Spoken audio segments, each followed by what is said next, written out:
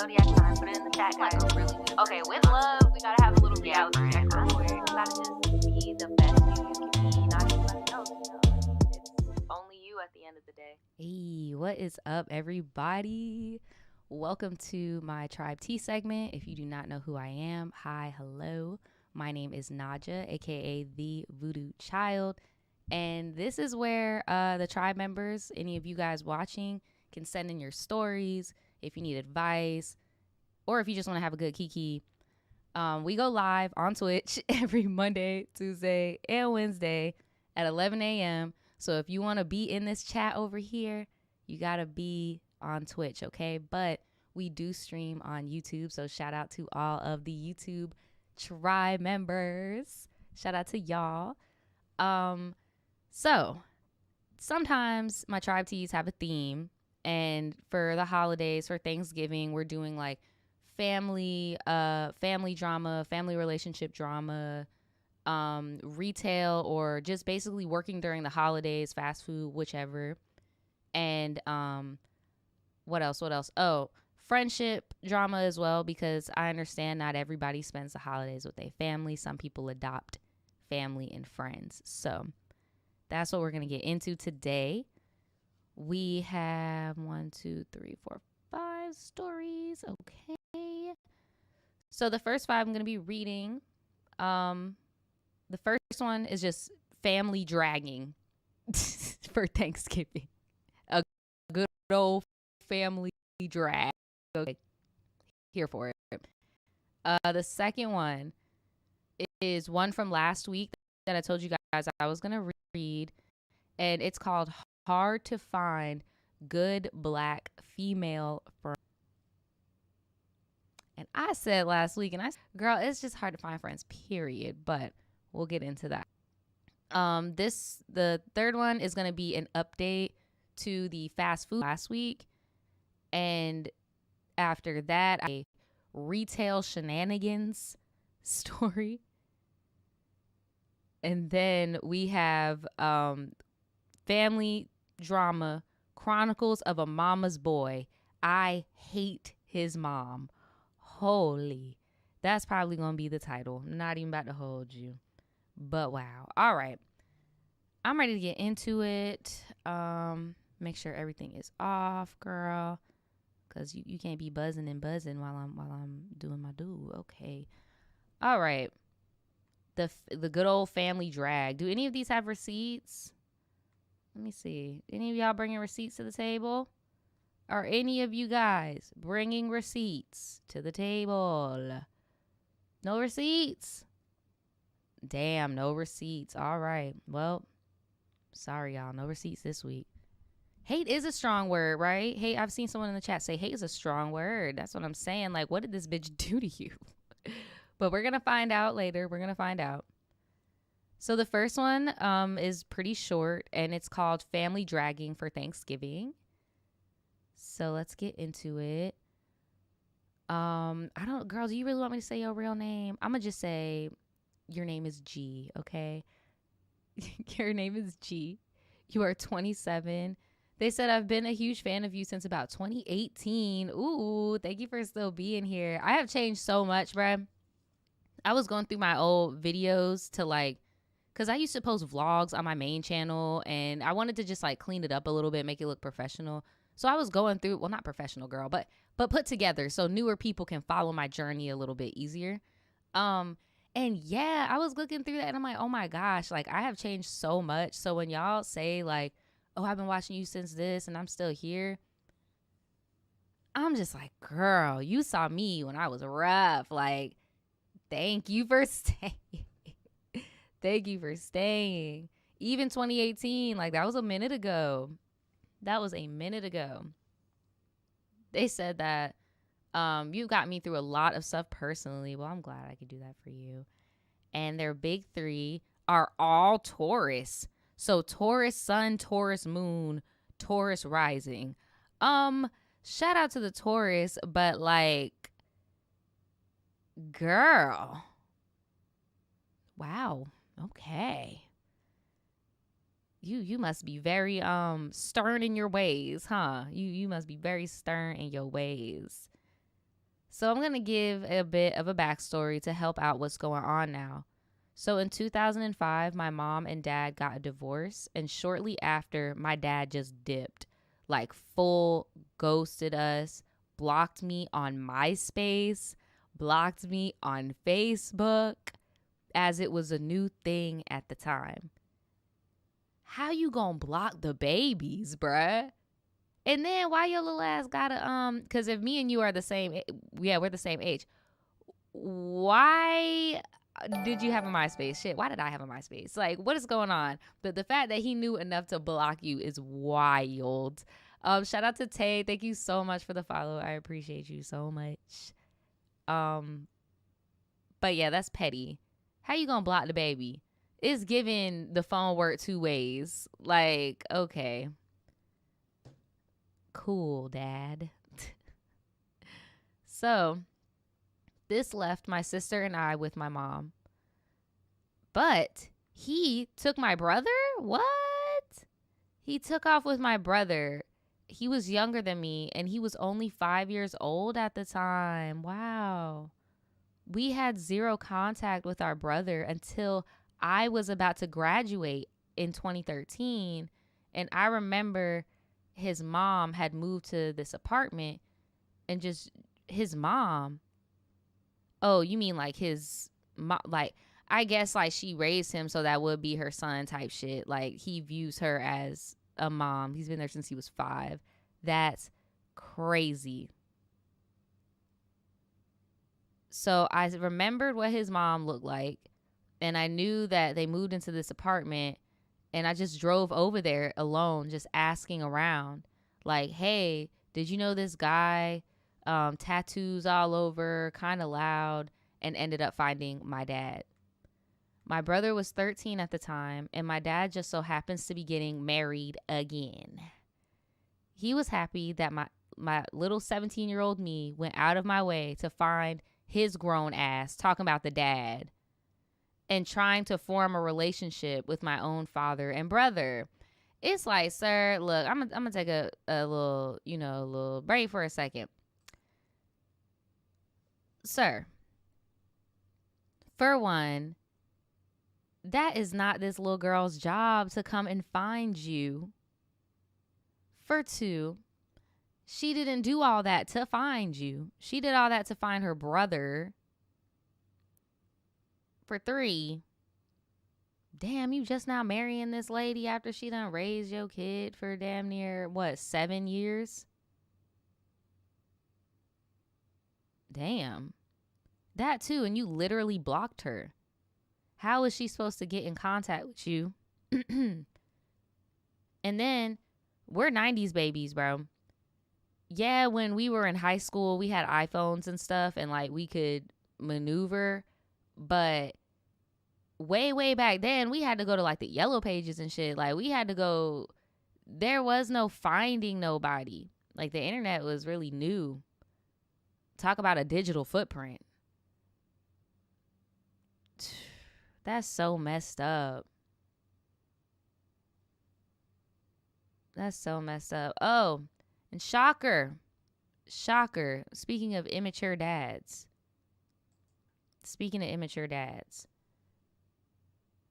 The dad got divorced with the woman who raised, basically, when the brother was turning 18. On my brother's 18th birthday, my mother had medical issues, and I had to drive over 45 minutes to get into the hospital. And my brother texted us a huge paragraph, very rude and uncalled for whatever I told him we couldn't make it to Cece's to celebrate his birthday. So, on your brother's birthday, your mom was in the hospital.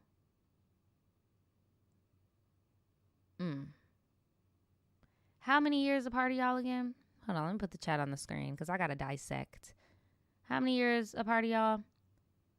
So when you were 17, your brother was 13. So y'all are 4 years apart. Yeah, bruh. I empathize with you because I have the same age gap with my brother, and it really is like really hard communicating. Um, but the fact that he is reaching out and stuff, that's a start. But I would also take into consideration that he is young and still emotionally underdeveloped, and he doesn't know the full tea. I'm sure you told him the full tea, like, hey, mom's in the hospital. I'm all she got for real. Because if you're the oldest and then you have a younger sister, like, I don't know, bruh.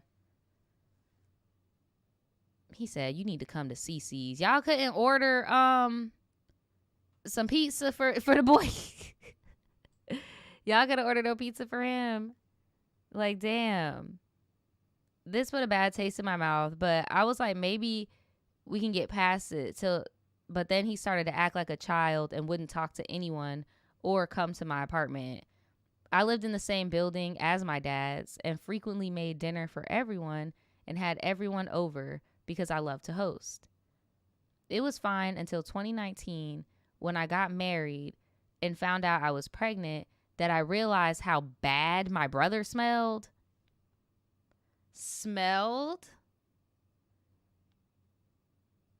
He is now 24 years old and he showers once a week and smells so bad.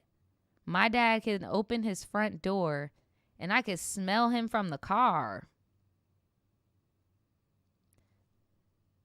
So let's rewind. The reason why you and your brother's relationship is weird is because he decided to make your mom he decided to lash out on you because it was his birthday and your mom was in the hospital. What happened from there to the you hosting at everybody's house in 2019? What happened in that gap to make it to where now we're in present day and bro is just like depleted and just like a completely different person? Because like over here, bro has spark and like he was like, I can't explain it. I just feel like we missed a chapter. We missed it. Y'all talking about he living like a pirate. Oh my God. Wow. So you talking about that man only shower once a week.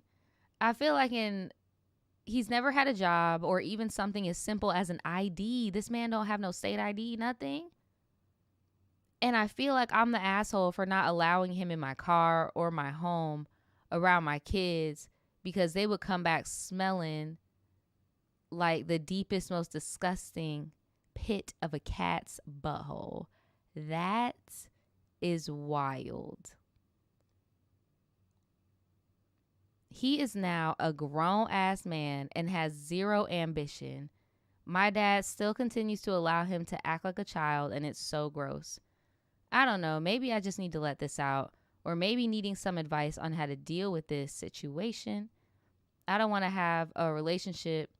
I don't want to not have a relationship with my family, but my dad allowing my brother to live like this is so bad, and I don't want anything to do with them. Step 1, you need to move out the building where your daddy and your brother live. Like, I know that's like not an easy thing to do or anything, but like I would make that a goal, you know, so at least then you don't have to worry so much about them changing themselves. You could just leave the situation, and then when you want to see them, you could invite them into your space, you know. That would be my main goal, would to just be try to get out of that building because it's just too convenient. No, so I agree with Go Bestie. They need a freaking wake up call. Real, like seriously. But the sad thing is that he has a lot of enablers, and if you have enablers, you can bum around for as long as you please because nobody is really, there's no rock bottom, there's no consequence. The dad is holding his son back. The dad is like purposely making his son regress. Like, my bad, y'all. I'm just posting this on Patreon. But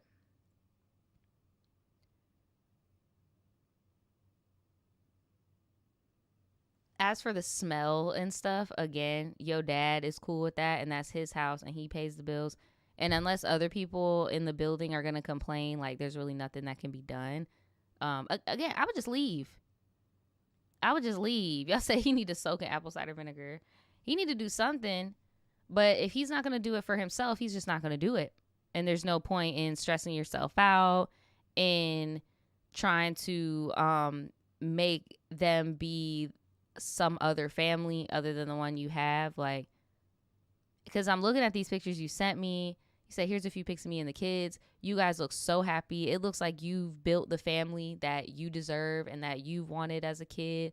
And honestly, I wouldn't try to go backwards and try to change people to come with you forward. If they don't want to move forward in their own life, fuck it. Because I know you will be damned if they interfere with your kids' development. Mr. Old, I only take a bath once a week. Like, hell no, your stinky ass not about to be around the kids so they can think that it's okay. Like, oh, well, Uncle so-and-so be walking around stanky shit. I don't want to take a bath tonight, Mom. Like, no. You gotta go, bro. Y'all say lavender. He need a deep cleanse and some baby powder at the end, so he can just mask everything. Damn. But yeah, y'all, that's pretty much what I think. That I would just set a goal of moving, and that's all you really can do. I just feel like you guys are a little too close, just a little too close for comfort. And I know it's not easy to move right now. That's why I said set a goal, because I don't know how you do it, friend. I don't know how you did it. So please give them some advice below. Okay.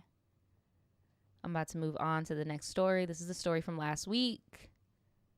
It is hard to find good Black female friends. OMG. Let's get into it. Okay. So, hey, Naja, I am sad and I need a friend to talk to. Over the past 12 months, I've had 2 girlfriends. I've dropped both of them for essentially the same reason. Firstly, I am a Leo and a Cancer moon. Shout out to all my Leos and my Cancers in the chat. I have social anxiety, but I have gotten on medication and have been more confident when making friends and somewhat less anxious during and after social events. So let's get into friend number 1. So friend 1, I'm in the Air Force and I've moved to a new state in 2021 and have slowly been meeting people. In my work section, it's majority white people, but a new girl who we're going to call Jenny, who is a Sag, shout out to all the Sages, moved to our section and she was Black. So I felt like finally something similar, and slowly we connected. One night we went to the club and really bonded. I'm told I'm very sweet and nice to people. People piss me off, but I'm never too mean. I'm never too mean about it, I guess. But Jenny was not like that. She had a resting bitch face and did not like anyone we worked with, which is fine, but I'm in the military. To a certain extent, you have to fake the funk and can't be bitchy to everyone or you won't get far. I gave her that advice and she didn't even consider it. Pink flag. Would y'all consider that a pink flag or a red flag?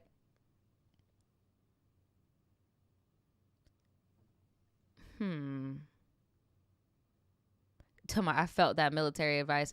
No, seriously, that's how it is in corporate America too. It's like you might want to play nice. You get what I'm saying? Y'all said pink. Pink. You said never heard of a pink flag. Pink flag is like, yeah, it's alarm. It's mild. Whenever I think of a pink flag, I think of like the beach. Like when it's like high tide, low tide. You said red flag.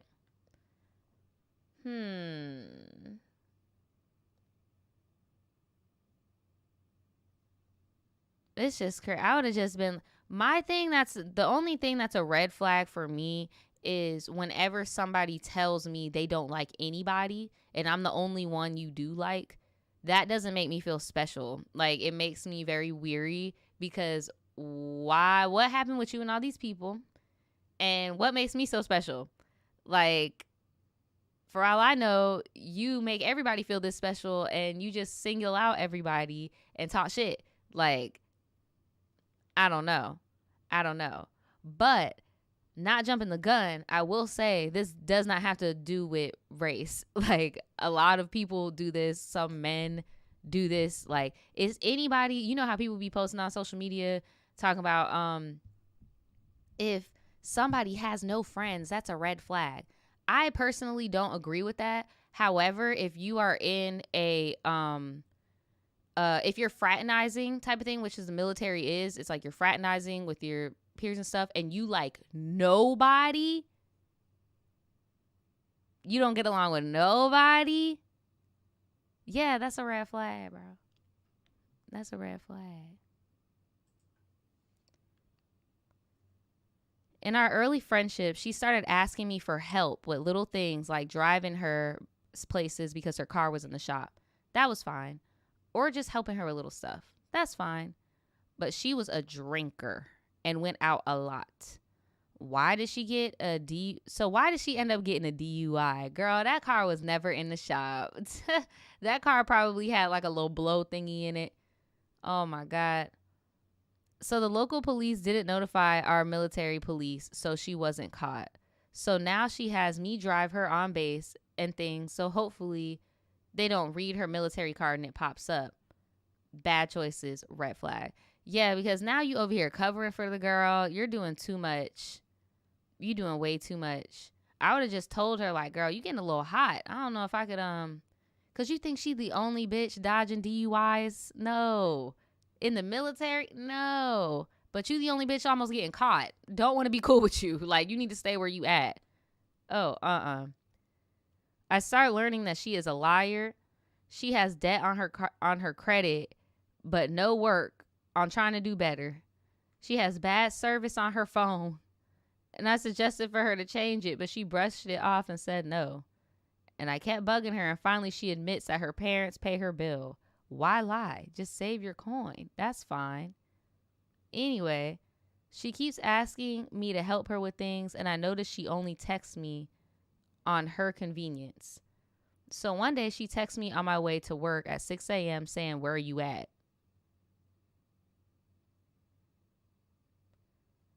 We had no prior convo for this, so I know she wants something. I wait till I'm at work and say, "I'm at work, what you mean?" And she doesn't respond, obviously, because I can't help her now. So I text back because I'm annoyed. I text back because I'm annoyed. She's doing exactly what my gut was telling me, using me. And I double text and I say, okay. So I don't text her for a week until I have a chance to see her again at work and talk about how I feel in person. Once I have the chance, she starts acting like she doesn't want to talk to me because I didn't want to in the moment. I wasn't ready to talk then. So then I'm like, no, we are going to have a convo and resolve this. And she said, LOL, we aren't in a relationship. And I say, no, it's a friendship and I want to have a quality one. But that went nowhere and now we no longer talk. Okay, let's decompress. Friend one. So, again, don't think this has anything to do with race. Because if it did, wouldn't you, like, for one, all people are not a monolith. So it's just like, I don't know. That's the only thing that's bugging me because I want to give you advice on this person, but it just has nothing to do with their race. A black friend. But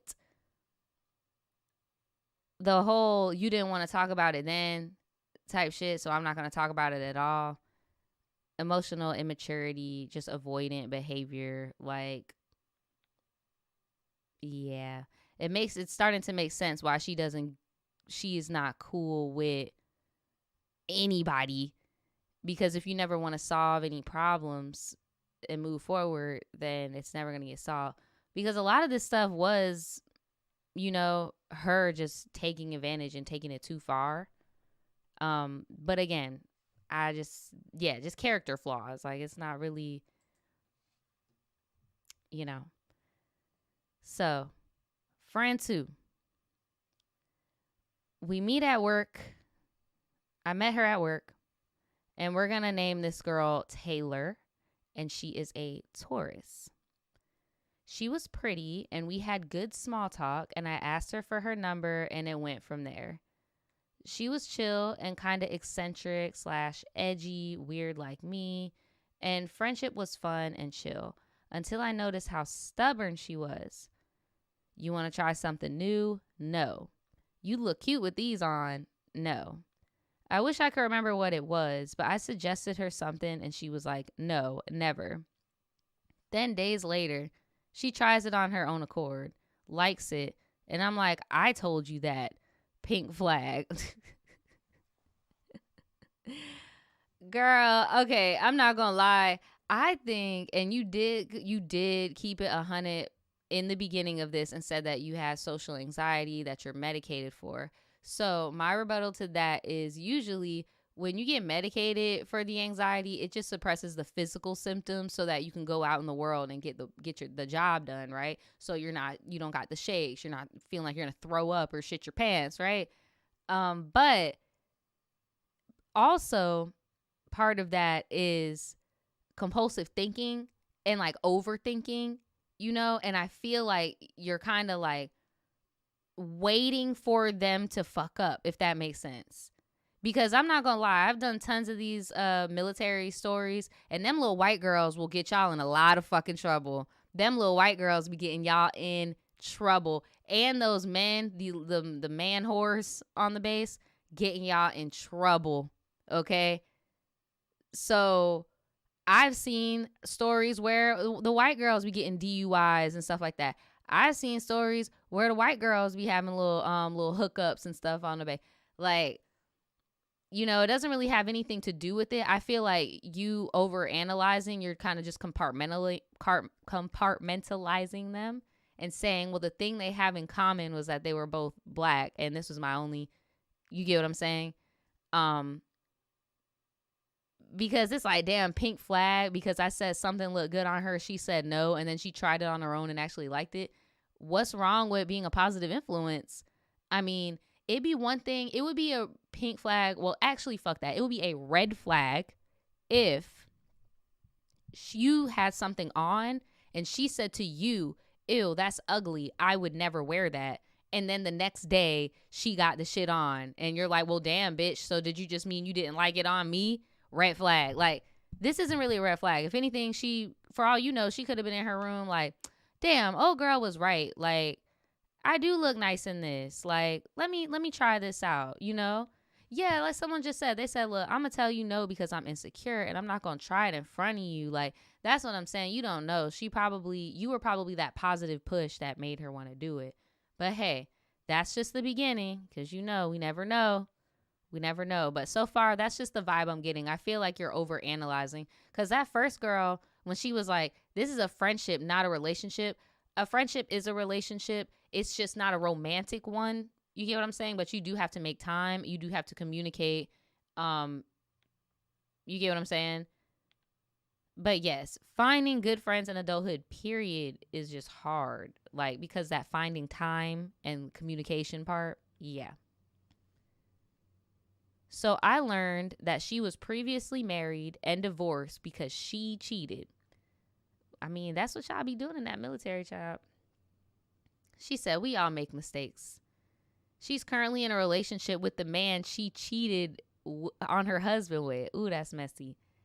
He is a downgrade, damn, from her ex-husband and has anger issues, but she stays. She always reminisces about how good her ex was and talks about it in front of the current boyfriend. I asked why she did that and that I don't think her boyfriend likes it.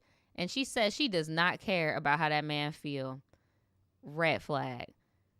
So I would consider this a pink flag only because I understand where you're coming from, where it's like, if you're going to cheat on your husband, you have no loyalty, bitch. Like, I wouldn't expect you to have no loyalty to me. And then you don't even respect the dude that you left him for. Like, I don't expect you to have no respect for me. And then, like we just said in the chat, all that whole self-deprecation shit, you have your own insecurities. Like, you get what I'm saying? The reason why I say it's pink, though, is because it's like, how does that affect me unless I allow it to? You get what I'm saying? Like, the whole, if you cheat on your husband, you're not going to be loyal, then you're not going to be loyal to me. What am I in, like, some beef or some shit that I need you to be loyal to me to? Like, I don't know. I feel like I wouldn't completely be like, this girl ain't it, but I would definitely put her in the associate category. I would not make her my friend, per se. Like, this would just be a girl, like, you know, maybe we'll go to the motherfucking Applebee's or something and catch up every once in a while. This would not be somebody who I tell, like, my personal business, you know, my struggles and all that stuff. I would have just kept this very surface level, because it seems like she's working out the kinks to her own life right now, you know, and doesn't really have the time to be a friend for real, because she got too much shit going on. Like, so she talks so much shit about her boyfriend. I was thinking she'd eventually break up. So I hook her up with my husband's high school friend. Ooh, girl, you're messy. You're messy. I take away everything I just said. You over here talking, how you gonna call what she's doing a red flag? I at least called it pink. You call it a full-blown red, and then you gonna go help her cheat? Girl, not you gonna go help her cheat talking about, well, I thought they was gonna break up. Did they break up or not? That's something you ask. Be like, girl, are you broken up or not? And okay, just to refresh anybody that's confused, the friend is not married. They are divorced, and they are currently in a relationship with the person they cheated on the husband with. And our friend here is gonna assume that because she's acting like a city girl and hot at the mouth, that they're no longer together, and she's gonna hook her up with another one of her. This is some good old military shit, bro. I love military stories because y'all are so dramaed out. Oh my God. It's just like, how do y'all be finding the time to do this? Like, don't y'all need to be doing push-ups? Like, what are y'all doing? Oh my gosh. Please send in y'all military stories. Please send it in, because y'all be killing me. So you about to hook this girl up with a tourist man from another state. Oh, girl. And what is she, a Sag? Oh, Lord. No, that was the other girl, right? Who's friend number 2? Oh, no. Friend number 2 is a tourist woman also. Oh, Lord. Girl, you really trying to play matchmaker right now. No, for real. The military is like 2B. Y'all are funny. Oh, my gosh.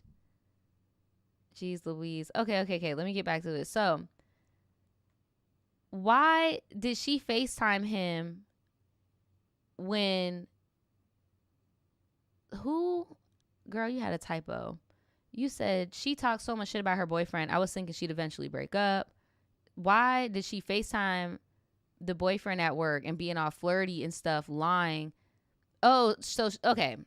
She calls the tourist guy being flirty and lied to him and says she lives with a roommate that wants to be in a relationship with her, but that's not the truth. We all know that's her man. Friend, what the fuck did you think she was gonna do? You are not, this is not very city girl of you, friend. This is not very military city girl of you. Okay? What the fuck was she supposed to say?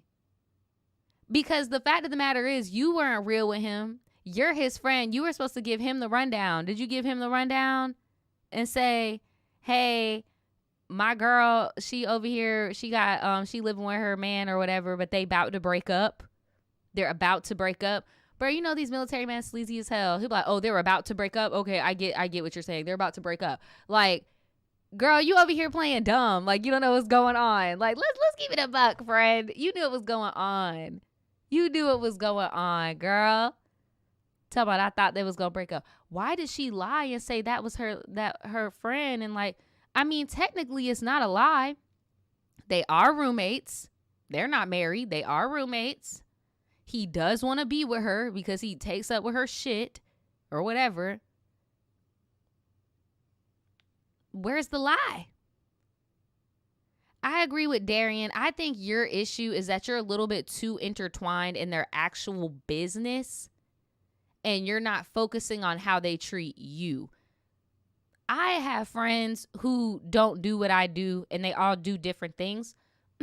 So they can afford to be a little bit more messy than I can. Okay. There are certain things that they've done in their life that is just, I would never do. Me personally, I would never do. Like, ever.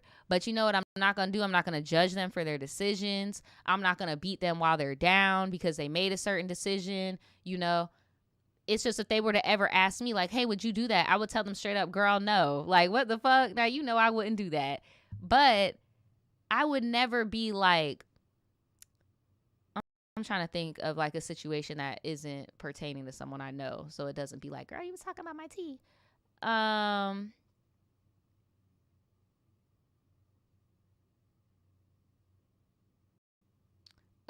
Well, I don't know, because I'm like, damn, all the examples that I want to say, I actually know. Oh, okay, what about Keke Palmer? If I had a friend in Keke Palmer's situation, you get what I'm saying?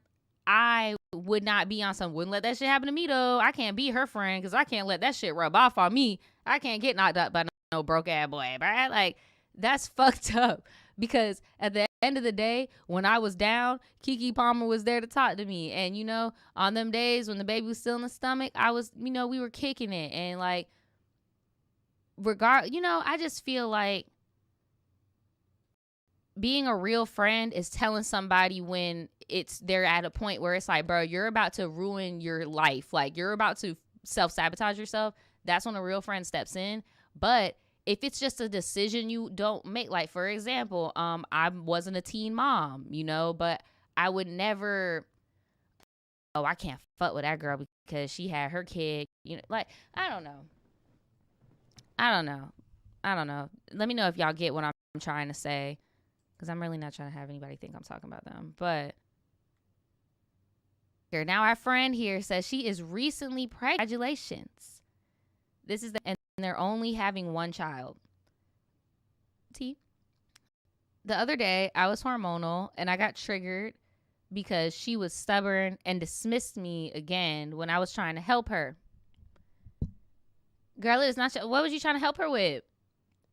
Like, you don't have to take my advice, but damn, at least say thanks. I hear you, but I'm going to do this. Or just give me any sort of acknowledgement. But it's just always straight dismissive.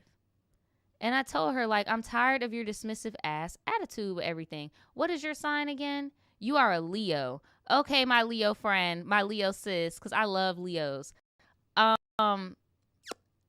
Here's the thing. And this is something I had to learn with age, and I nipped it in the butt in my isolation period, because seeing myself on camera doing tribe teas, it also helped too. If they did not ask for your opinion, don't give it. Sometimes people just want to vent. If they didn't ask for your opinion, don't give it. Because you're going to be wasting your breath. You're going to feel resentful when they don't do what you told them to do. Right? Because another thing is giving, and this is also a thing with anxiety, wanting to have control, like total control, and like just make everything easy and shit like that, right? Yeah, just don't give, like, if somebody, and then if you really want to say something, just say, hey, can I give you some advice? And if they say no, or like, I'm not really in the space to hear it, eat that shit. But if they say yes, then you say it. Because then at least you could be like, well, I asked, you know. But definitely learn to differentiate the two, because it'll save you a lot of resentment with friends and family and stuff like that. And it'll save you emotional, like, constantly getting drained with other people's problems, you know, especially because you're pregnant. Like, you don't want to be drained with people's bullshit, right? So I told her, I'm just tired of your dismissive attitude. It starts with the small things, like not even considering or listening to my advice or opinion, but especially when real decisions like not cheating, trying to better yourself. Okay, I figured out what it is. The reason why you don't hold all these standards to white counterparts or other stuff like that is because I am assuming you are wanting to be, you want to have like a family sisterly connection because you're both black. That's what I think is happening. I don't want to jump to self-hate or anything like that. I feel like your expectations are like, you want to be like girlfriends level. I'm talking about the show, by the way. I'm not trying to be funny. I'm talking about like the show girlfriends. Like, you want to have like that real sisterly love that they show on social media with the girls on the girls trip going to tell them and getting braid downs together and all that bullshit. I think that your expectations are just a little bit, you want a deeper bond just because you guys are the same race, when it's like, again, not everyone's a monolith. And if you open your, I wouldn't even say expectations, but your preferences, if you get a little bit more laxed, I don't mean say fuck your boundaries now. Like, I'm just saying more laxed, okay? You're in the military, sis. I guarantee you the next person you befriend is going to have cheated on somebody. Like, take that out of the grading criteria. Like, let's just get a little bit more laxed, you know? Trust in yourself a little bit more to make better judgments. Because, again, when we judge, we're seeing ourselves in other people and we're getting triggered, right? But I think that might be what's going on. I think that you expected a more deeper sisterly bond just off the basis that you're both black. But people have characteristics, nature versus nurture. Like, but yeah, I just had to get that out because I think I just clocked like what's going on. So I told her I'm tired of the dismissiveness and the cheating, and I'm trying to better myself and you're not. Like, why are you in a monogamous relationship and your ass can't be monogamous? Girl, honestly, that's not your relationship. You don't know if they monogamous or not. You don't know what's going on. And then another elephant in the room, are you going to tell her man or what? Is that your friend now? Like, is that your friend? Is the man who was the other man who is learning the lesson of you get him, you lose him how you get him, you gonna interrupt that karma? Like, what is really going on? That's why I'm like, this is like a control thing. Because I'm like, are you his friend? Are you gonna tell him the tea? Like, what's up? But anyway, the title is because of something you've said and my husband added to it. I remember I told him I watched your video and you said something about just because you make another black friend doesn't mean y'all are on the same wavelength. And that is very true. But what I meant by that was not all black people are the same. So the same way how I grew up in like a predominantly urban area, if somebody coming from the suburbs may have a completely different experience. For example, y'all seen that Bama Rush? You know, the type of black girl that be, yeah, there's that. Or the type of black dude that be, it, yeah, like, that's what I meant. Like, all skin folk ain't kin folk type shit. Like, that's what I meant by that. I didn't mean it in any other way. But she said her husband added on to that, saying that some black women these days,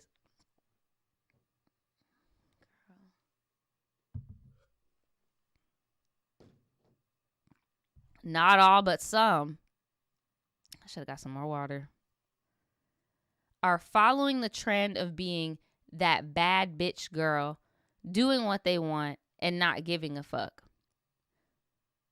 What the fuck does that got to do with it? I said, all black people are not on the same wavelength. And he said, yes, but black women, they being bad bitches. And I'm going to tell you something right now, friend. And I'm about to tie the knot myself. And me and my fiance have this joke all the time in our house. Oh my God, I hate BBLs. I just hate BBLs. Oh, them big old bitties, I hate them. And that tiny little waist, I just hate that shit. Ugh, disgusting. But if any man is telling you all this shit, I just hate it, he's at home. Girl, I just can't stand them bad bitches. Them beautiful bad bitches. I just hate a 30-inch bust down, right? I just hate a good old 30-inch bust down. It just makes me mad. Like, girl, Talking about they just out in the world, not giving a fuck. He said, I don't care what people think. And they trying to be somebody they not. And both of my ex-friends were like that. Why? Why can't we be kind, ethical people with good morals? Okay, I take it back. We might be in the self-hating category. Friend. What? Girl. What? Do you not think you're a bad bitch? You don't think you're a bad bitch? I'm like so confused. You don't think you're a bad bitch? What's wrong with thinking you're a bad bitch? What's wrong with bagging a bad bitch? I don't be wearing BBL fashion and shit, but I think I'm a bad bitch.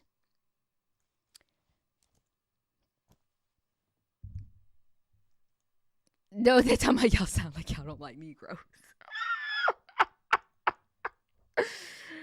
Oh my God. They said some women are more concerned with being a bad bitch than a good person. Now, I will attest to that, but my rebuttal to that would be that is a response to the patriarchy. If you are attractive and you are nice, you will get taken advantage of quickly. People, it'll ding, ding, ding. Someone has not cooked here. Like, they will get you. So a defense mechanism is to be mean, is to be off-putting. But then there's also the double-edged sword to that because, and I'm not saying this man would do this. I know this young man. I'm not saying this man would do this. But there are some men on Twitter and shit that have this ideology and would justify putting their hands on a girl for being a stuck-up bitch. Why you no fuck? Why you no give fuck? Why you no fuck? Like, and now we get, like, you get what I'm saying? Like, when you dig deep into it, it all goes back to patriarchy, white supremacy. It's all because, let's break it down again. Why are they doing this? You know why? Because I say this all the time too, being a good girl don't get you shit, bro. It don't get you shit. And I'm surprised you haven't peeped that by looking at all your friends living their city girl lives. One of them even got married. The one that got married got 2 niggas knocking on her door right now. Like, bruh, all I can say is do you and be you. And even though your friends are living the bad bitch lifestyle, are they happy all the time? No. All that glitters is not gold. You get what I'm saying? So, like, to make it seem like everybody is just hunky-dory and, like, they don't gotta do what they're doing is crazy. It's crazy. No, seriously, just like, why you no fuck? Like, come on, bruh. I'm confused how we got here, too. I don't know what just happened. This shit just flipped. They said, I am 25. I look young and I act young, and I'm very in touch with my inner child. That's what's up. So people older than me, I feel, are too serious or don't have any self-awareness.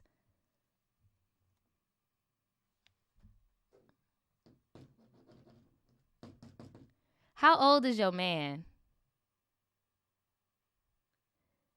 People younger than me are childlike and have fun just how I love to, except they have no self-awareness either, actually. But honestly, I also get pissy very easily, and I want that picture-perfect friend.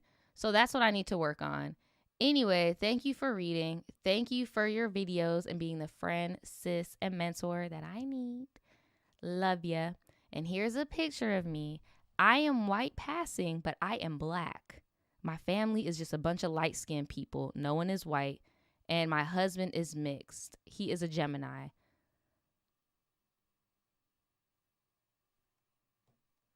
Oh my God, there's so much to unpack. 1, you are not white passing. You are just bright as hell. You are very bright. Like, if I were to see you in the street, I would think that you were a light-skinned black person.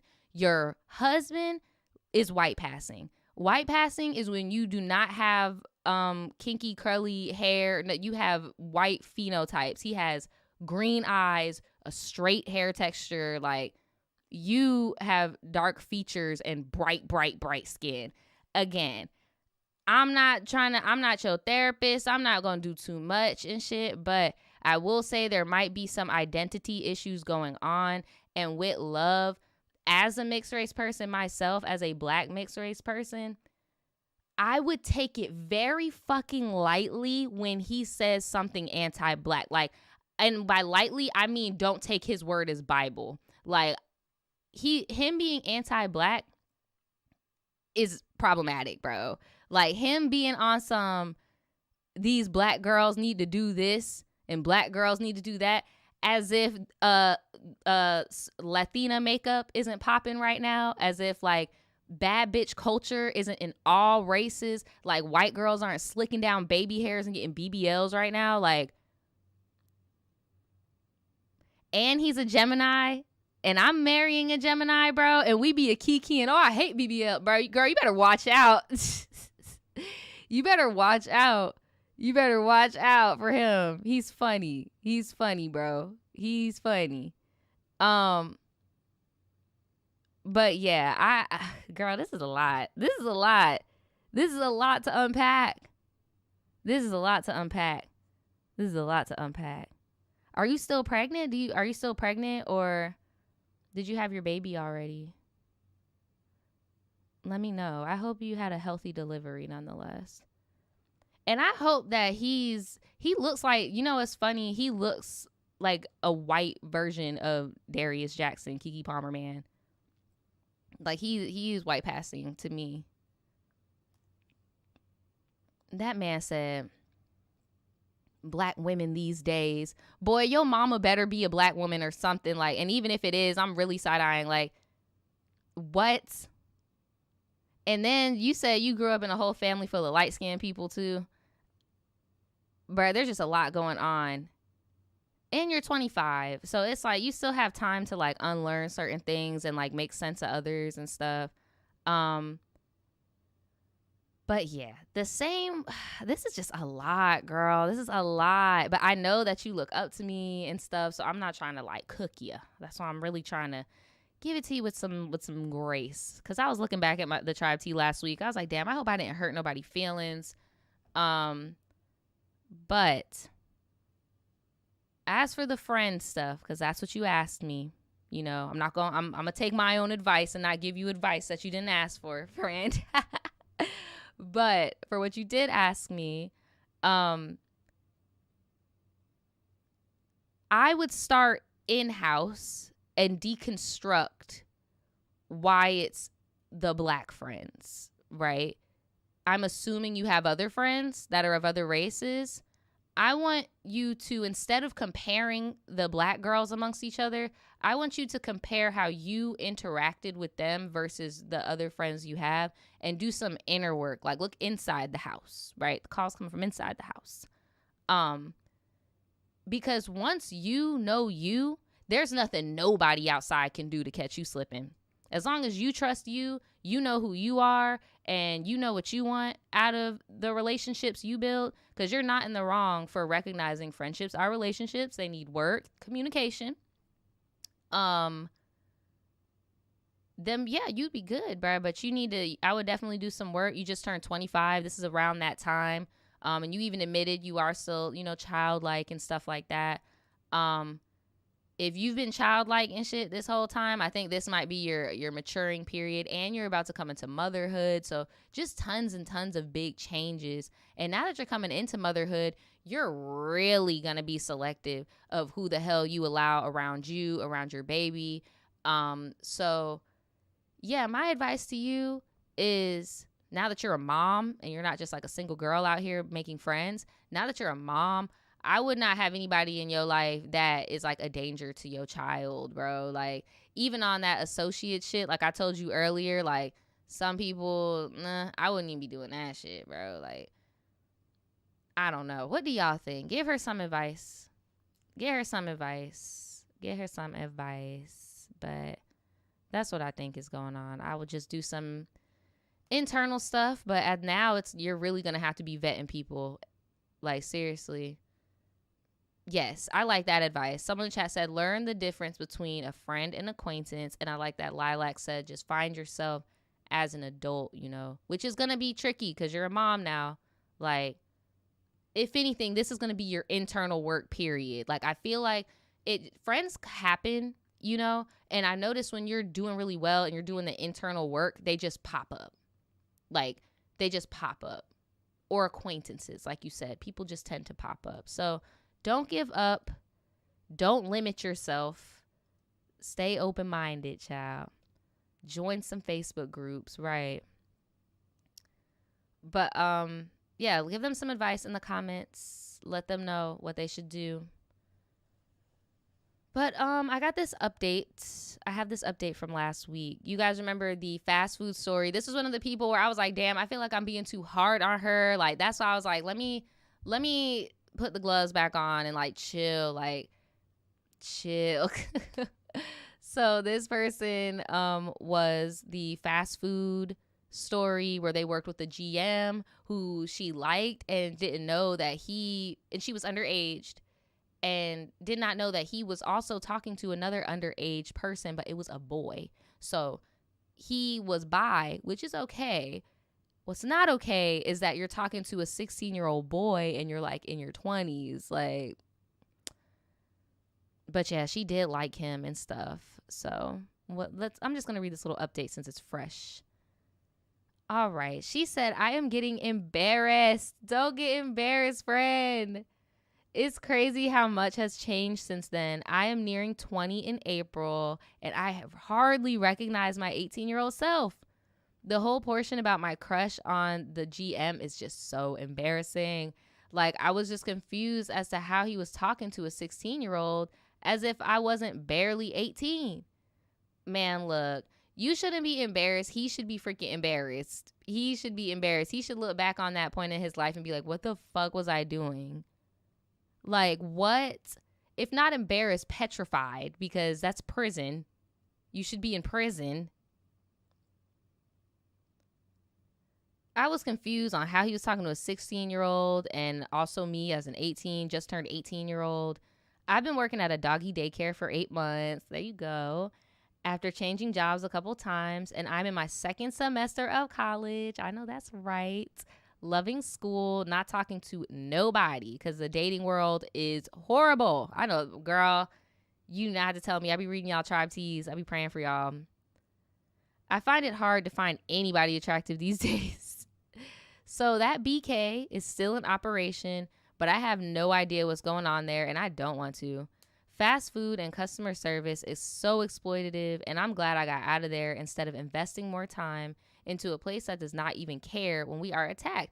No, seriously, because reading your story, I'm like, you are too good of a worker to be there.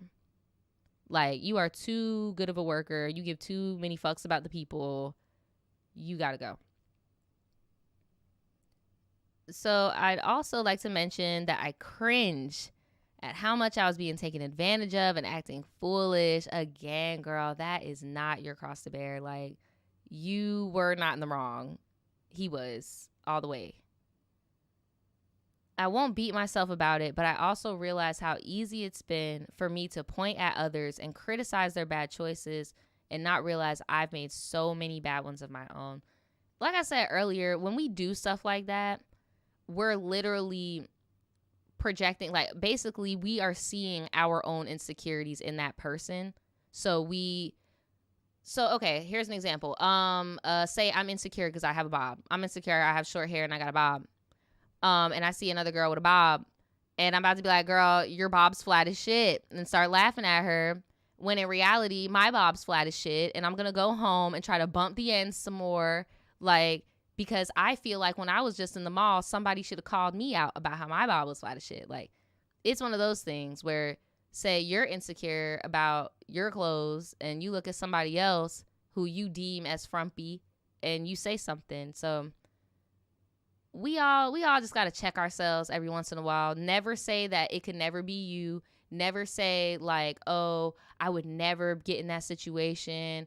The famous one that we girls always do is, oh my God, I would never stay with a cheater. I would leave as soon as it happened. And then you get in there and the first dude that cheat on you is Future. And you're, oh, damn. Like, bruh, I'm telling you. She says she's not going to beat herself up. Good. Don't beat yourself up. But I also realize how easy it's been for me to point the finger.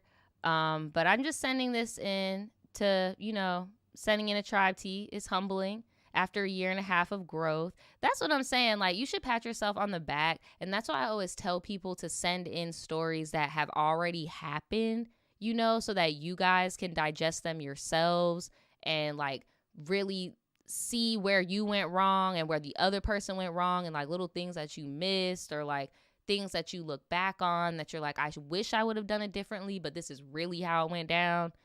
Because looking at it on the other side, like, it's really humbling and really like, damn, I'm not that person no more. Like, I really changed for the better. I really grew for the better, So thank you for sending in this little update.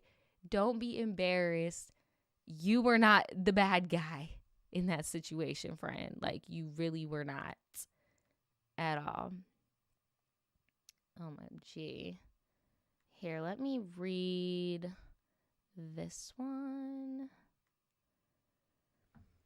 This one's long. This one is very long. I'm scared. Tribe T family drama. Chronicles of a Mama's Boy. I hated his mom. Hate is wild. Hate is wild. Strongly dislike. Like, what did she do? Did she put her hands on you? Did she do some like bruja on you? Like, what'd she do? What'd she do that made you like hate her? Talking about Chronicles of a Mama's Boy, not the soul food. Oh my gosh.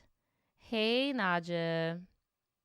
Oop, I gotta read this. She said, I'm Hannah, but it's not my real name. This is just a burner email from my sugar daddy scavenging days. Girl, I love it. I like you already. So, oh my gosh, I'm sorry, y'all. That was too funny. In true Tribe Tea fashion, I want to start off with lots of love. I've been watching your channel since 2017, 2018. Damn. It started with the roommate / best friend horror story, and then I fell down the Ratchet Corp Storytimes rabbit hole. Well, thank you so much. That is a whole bunch of content. You've seen a lot of phases of me. I love to see your growth, and I watch all of your content. I haven't been able to catch a live Tribe Tea since you transitioned to Twitch. Shout out the Twitch fam. Make sure y'all say hello to YouTube. They said they haven't been able to catch a live Tribe Tea since I transitioned to Twitch, but I still watch them when you post them to YouTube. So I hope you are watching this right now. Hey, friend. And they are also an Aquarius sun, a Gemini moon, and a Libra rising. You must be like the life of the party, girl. Aquarius sun, Gemini moon, and Libra rising. You must be super chatty. Super just, girl, yes. All that air. Shout out to all the Aquarius, Gemini, and Libras in the chat.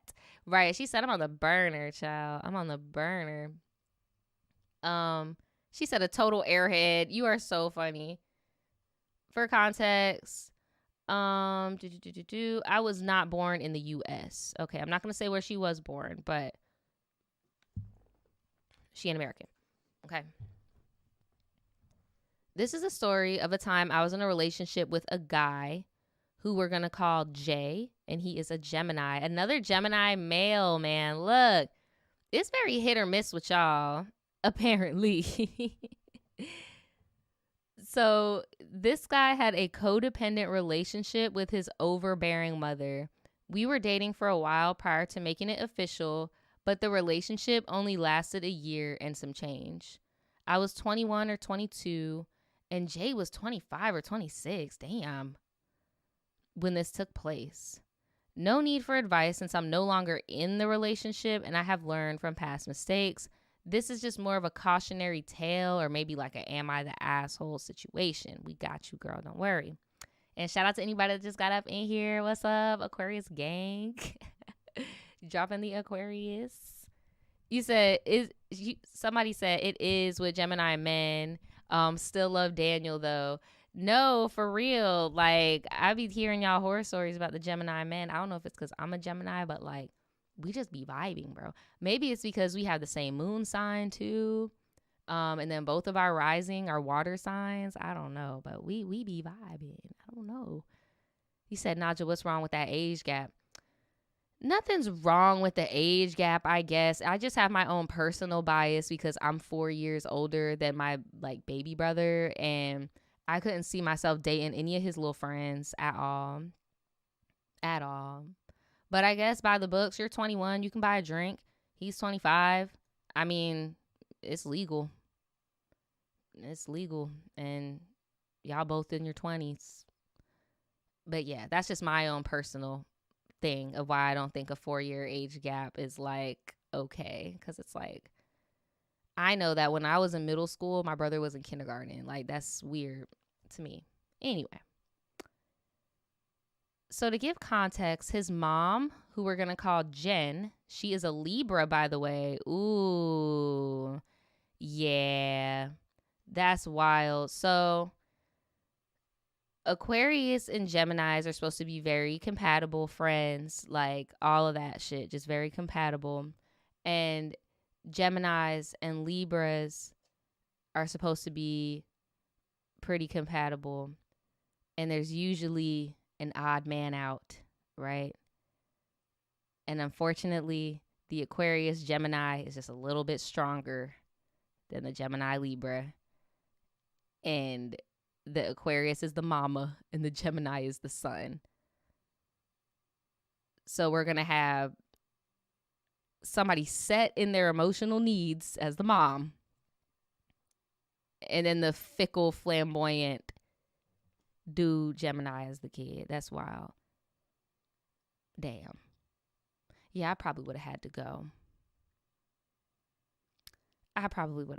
Yeah, there's a lot of air going on in this story. That's how I know there's probably going to be a lot of shit talking, a lot of mess, drama. Like, this is about to get real.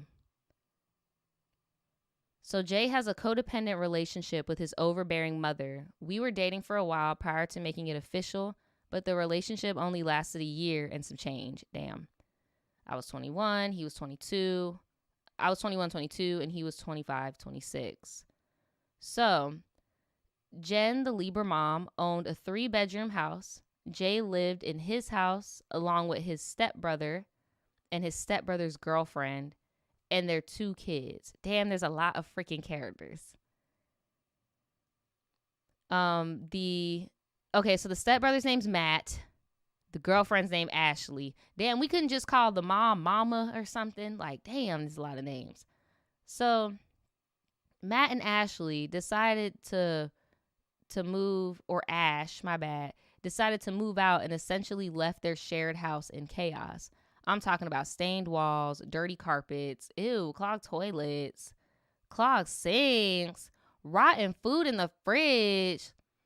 On some air sign shit. We got to take some pictures of that and post it on Facebook. Bitch, I'm taking you to civil court. You got me fucked up. What is this?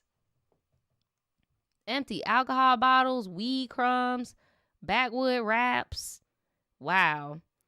Jay was working 3 jobs during that time, so he couldn't keep up with the cleaning that they left behind, so I would pitch in from time to time.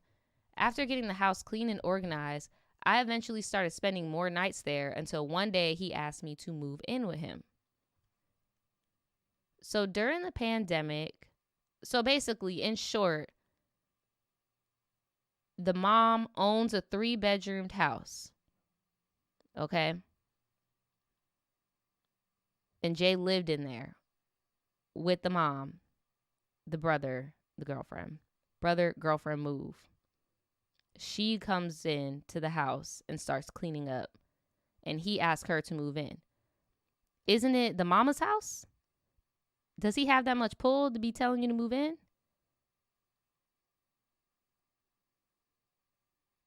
Or is this on some the mom owns the house but doesn't live in it? Like inherited the house and gave it to the kids type shit? I'm just trying to piece it together because I'm not going to lie, like all these names didn't confuse me. So during the pandemic, the Ratchet Corp that I worked at decided to transition to work from home, and I truly excelled at my remote job. However, Jay, a full-time physical therapist, struggled with income loss. I supported him by handling chores and motivating him. We shared expenses, but he took care of most of the bills. So how does this wicked witch of the West come in? Well, the thing about Jen is that she has no boundaries and Jay refused to put his foot down. So we're going to do a trigger warning for SA, trafficking, and child abuse. Oh my God. And feel free to paraphrase if needed. I'm going to have to, friend. I can't be doing all that. Okay. So Jay's upbringing was filled with traumatic events involving his mother, Jen. Jen had Jay when she was 13. Oh no. 13?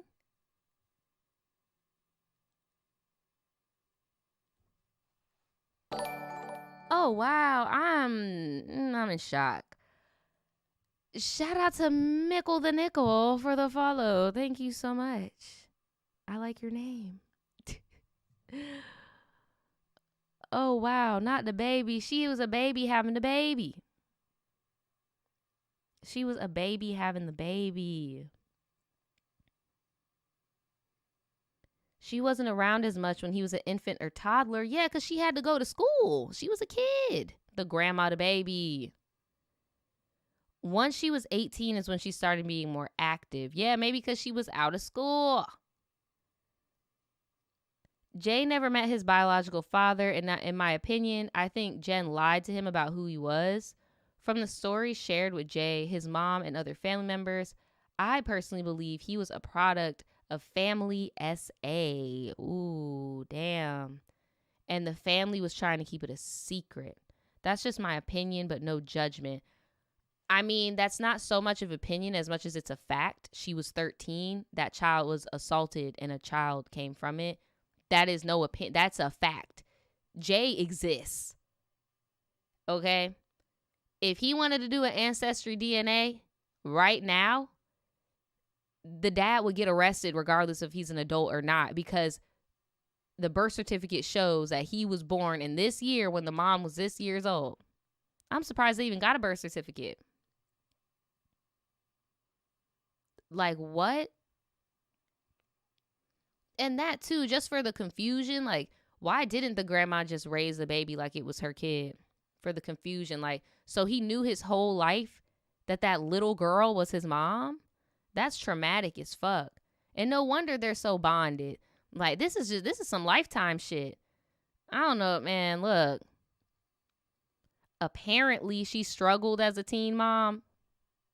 Apparently, girl, come on, friend. I know you don't like her, but like, as a woman, like, come on, as a woman, you gotta at least acknowledge her struggles. Like, bruh. I don't know, no teen mom that had that shit easy.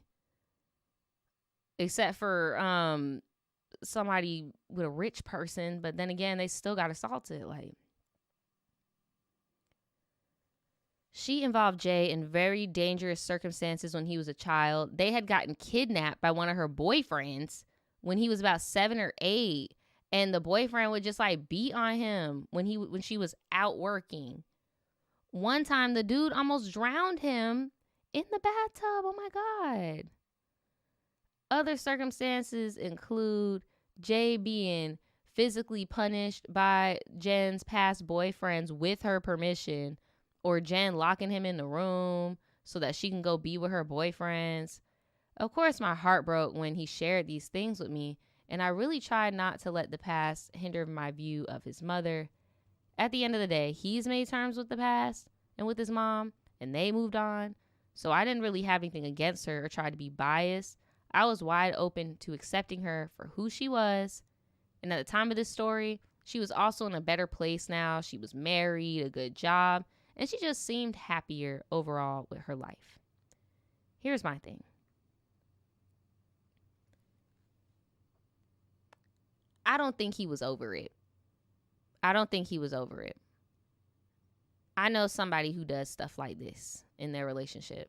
They will purposely plant seeds so that you can be angry on their behalf and check them on their behalf, because he has no plans of ever confronting his mother about the past. I'm pretty sure they've never had a conversation about it, and I'm pretty sure they just like moved on.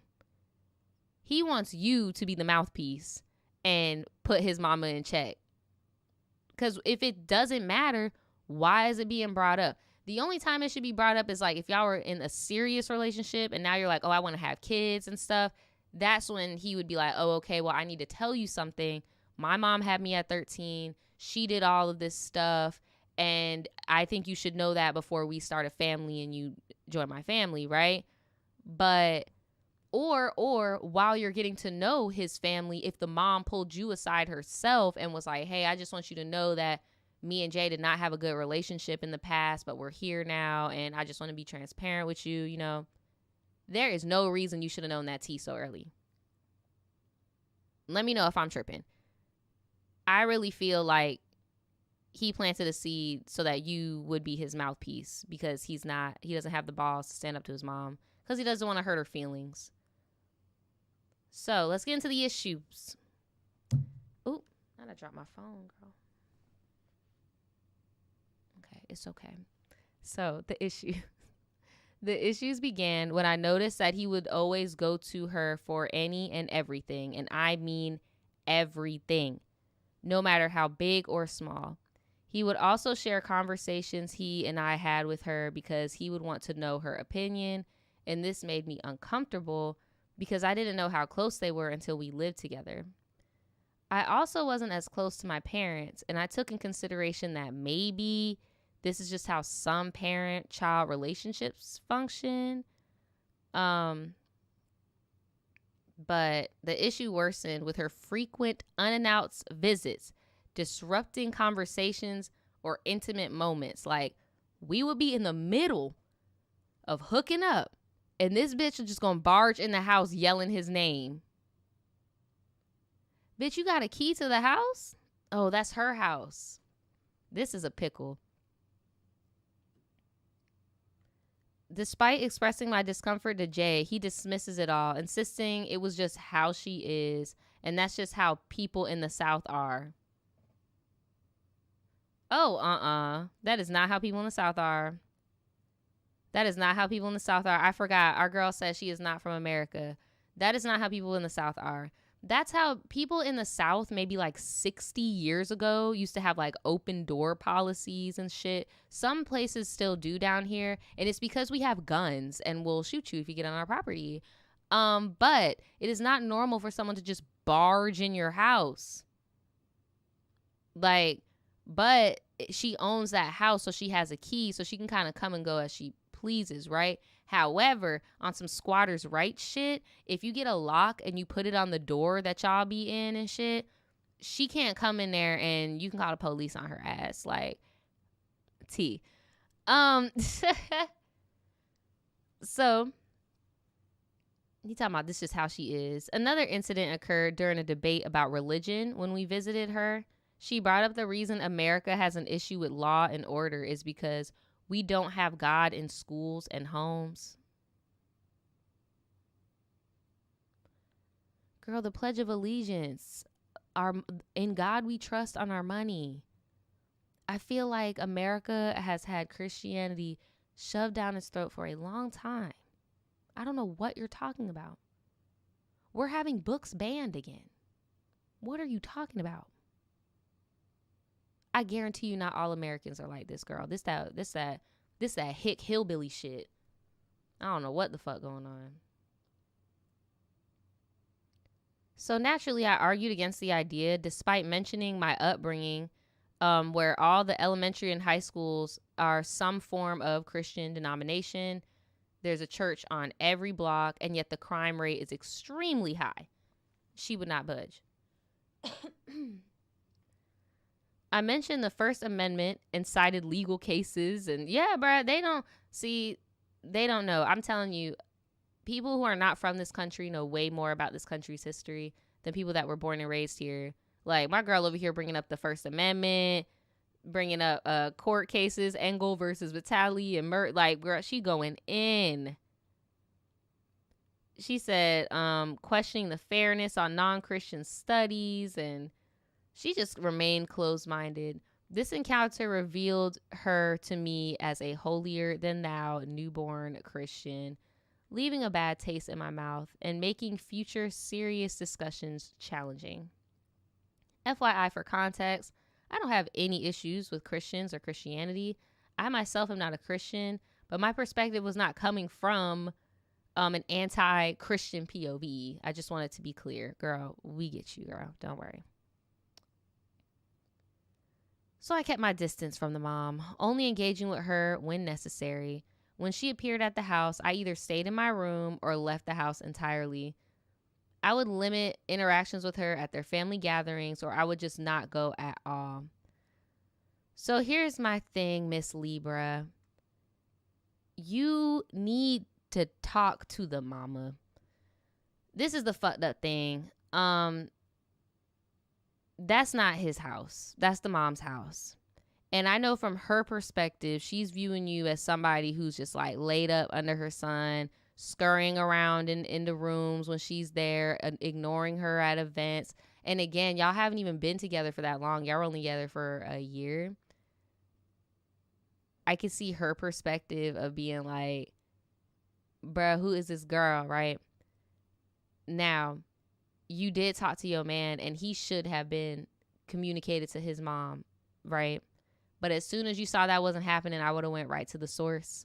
Because it's like, bruh, now it's come to the point where we're so far gone being tit for tat, petty and weird to each other.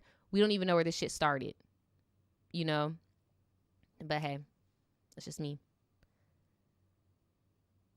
She said the house needed extensive repairs. It needed a new dishwasher, a new sink, because the brother and the girlfriend fucked everything up.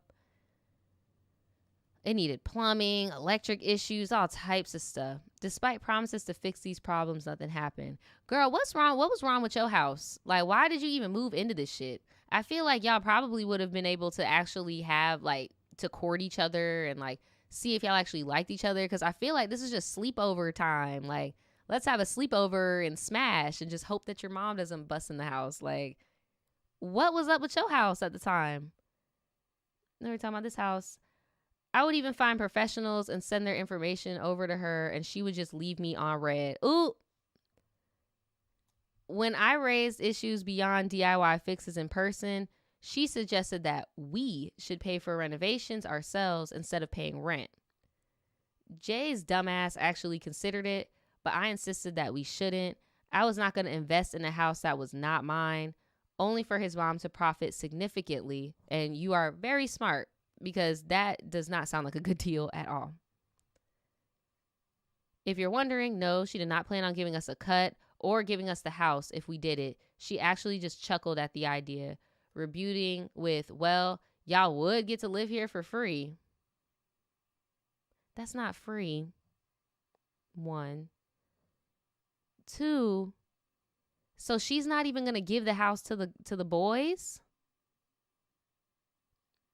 Because realistically, if his brother and his girl weren't fucking slobs, they could be in the house, right? But you're not even gonna give it to him, the dude that's like working and shit? Man, look. No, for real. Someone in the chat said you trying to play lady of the house, and it's just like not. Yeah, bro, this ain't it. This ain't it. And I know this is past tense, girl, but chill. We have never heard this story before, okay? I also began noticing that Jay would be late on rent. Pandemic or not, Jay, you need to be doing something. Get a little stimmy or something. We had a couple of conversations about this, but he would claim that he had it under control when he did not. To be honest, he didn't have bad money management skills. I just think the pandemic pay cuts were impacting him more than what he expected, and his pride was in the way of asking me for help. So he will fall back on his safety net, his mom. However, the situation worsened when Matt and Ash, who got evicted from the new place, asked to move back in. I was wondering why you gave them names. Oh, hell no. I objected due to how cramped we would be. Girl, that is not your family. Like, what the fuck is going on? I'm not denying that these niggas suck, but it's like you are really inputting yourself here where you do not belong. You really about to tell this woman that owns a house, mind you, that you don't like, you can't move your children back into the house because it's going to be cramped? What? And then him going to his mom and not coming to you for money is what he is supposed to be doing, okay? Because technically that house is his generational wealth, and him and his mom got to check in with each other and make sure that's, that's okay. Taking from you, somebody who does not have a home, somebody who does not have assets yet, you were just 21 at the time, you were just building yourself up, your job's going great.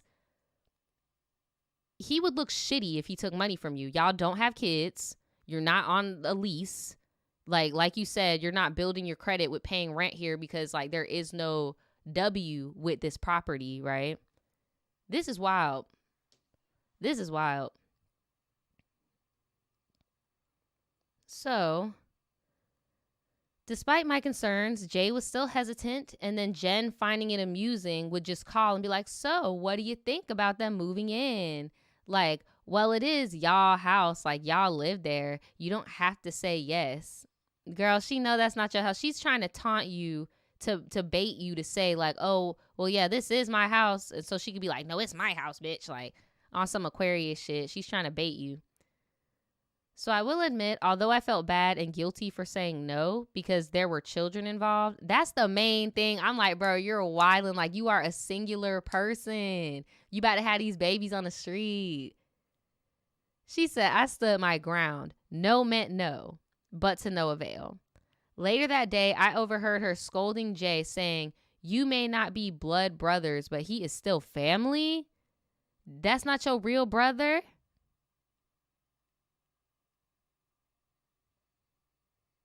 How you gonna let them be in the street like that?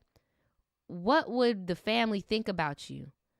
So that's when I began planning my exit strategy because I was not about to stay there. No, for real. And then like, no shade, where are your parents at? Like, how did your parents feel about you living with these people? Like, what is going on? I just feel like there's a missing part to this story. But I'm glad you were getting out. Mind you, Jay and Matt did not grow up together. Their parents got married while they were adults. Okay. So that's his brother in marriage. Jay would also talk about how Matt didn't really like him, and you could tell there was some type of underlying animosity. But anyway, they moved in. It caused chaos yet again. Random clothes around the house, used dirty diapers. They would rarely clean. The house was so filthy that it eventually led to a roach infestation. Ugh. I don't know if they brought the roaches with them. Girl, they did. They did. Ew. Side note, when I saw Ash again, I hadn't seen her since they moved out. She was about 6 months pregnant. What the fuck? Something Jen was aware of this entire time. Arguments escalated between Jay and I, impacting our relationship, and my mental health suffered tremendously, feeling trapped and miserable. I would sleep over and work at my best friend's house all the time. What happened with your parents, girl? Like, what's going on? You had to sleep at the bestie house? Within days of searching and looking at places, I finally found an apartment and invited Jay. Girl. He chose to stay where he was at. Shocker. Jay and I decided we would still be in a relationship. We would just not be living together anymore. Heartbroken, I still moved forward because I was hellbent on not living there, only for Jen and her husband to later decide to sell the house, forcing all of us to move out within 2 weeks of them giving the news. I didn't care because I was about to move out either way. So that is when Jay came crawling back. Look.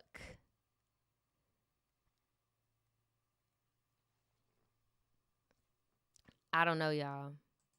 Because a part of me is like, he housed you that whole time, but you were paying rent. So that's why I'm like,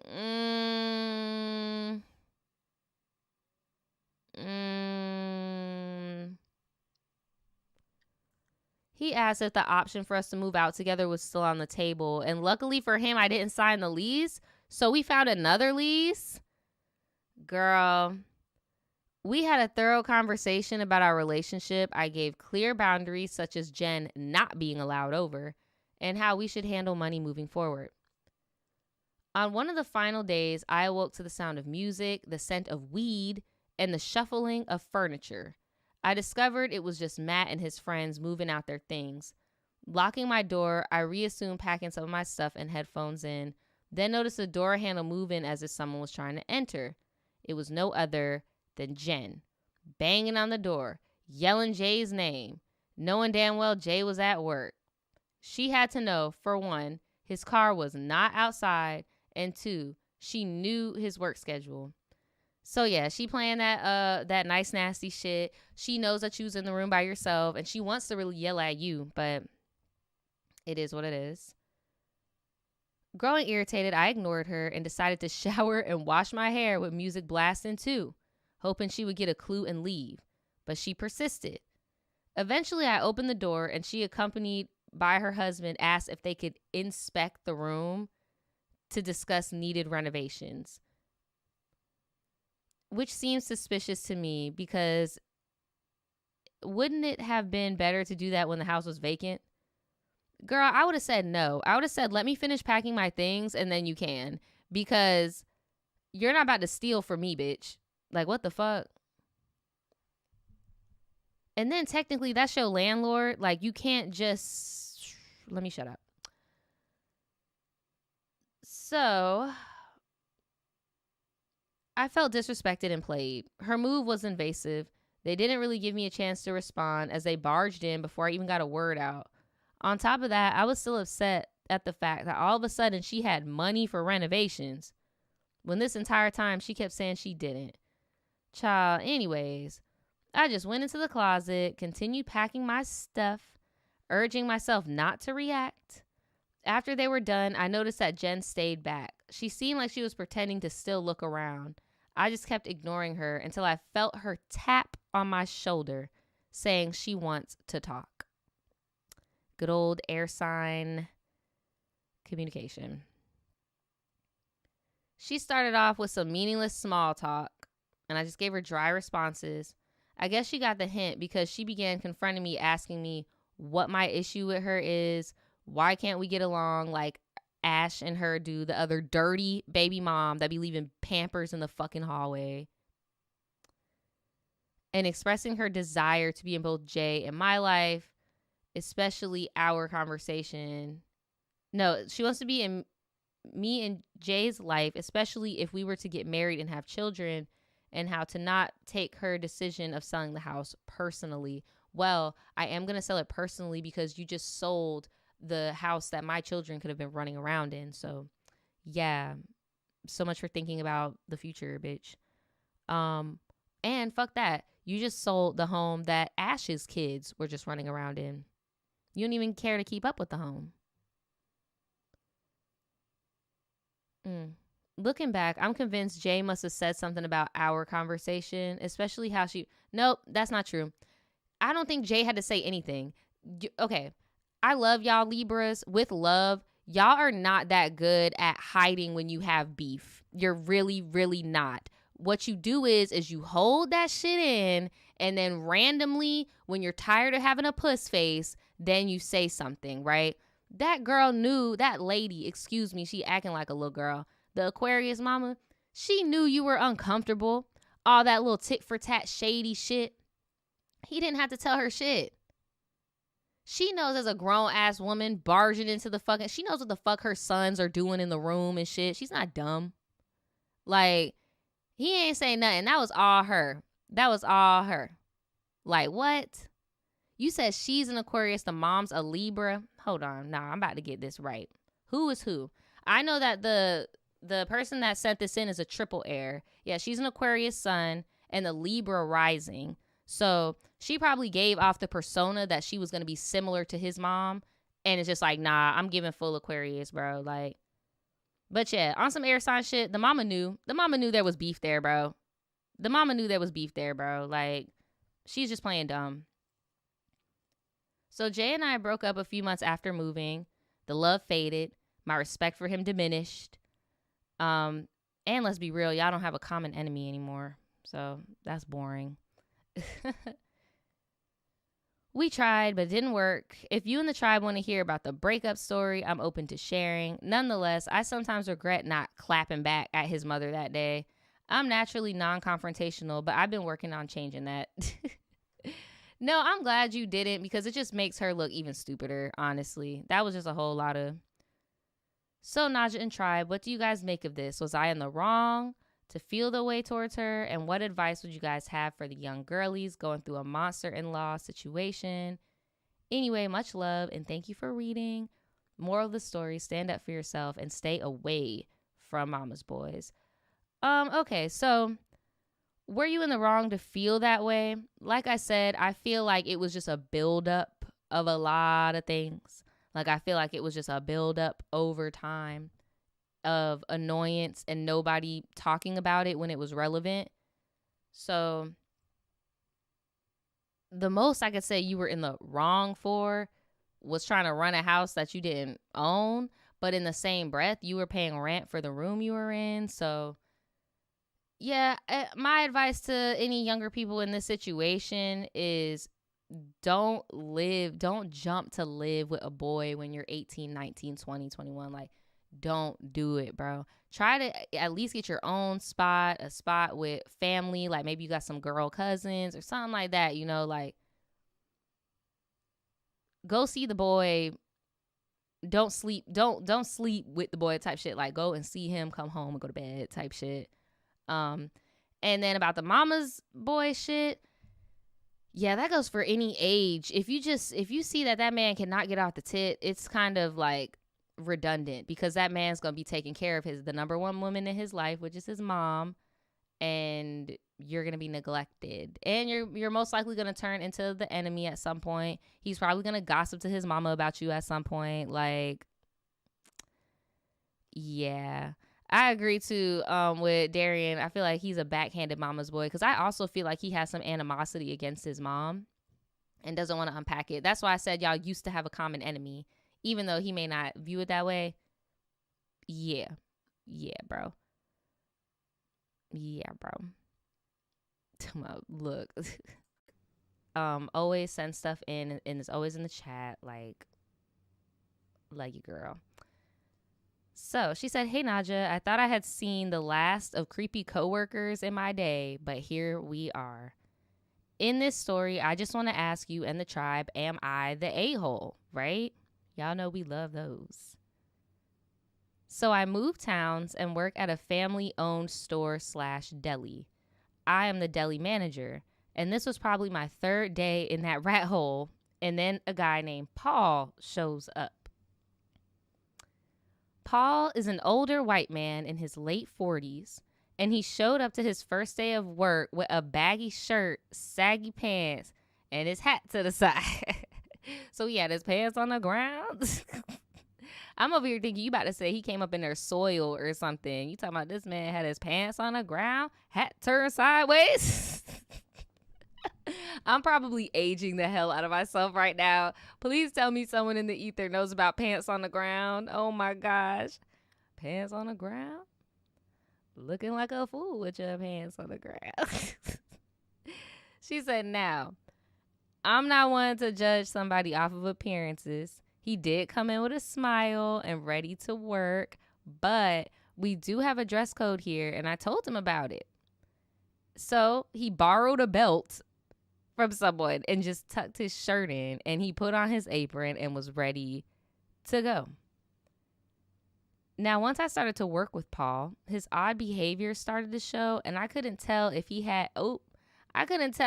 Paul was disabled, or maybe if he was a user, you know, or maybe he was just a quirky. She just knew something was off, but she had to be polite about it. Let's just say that, okay?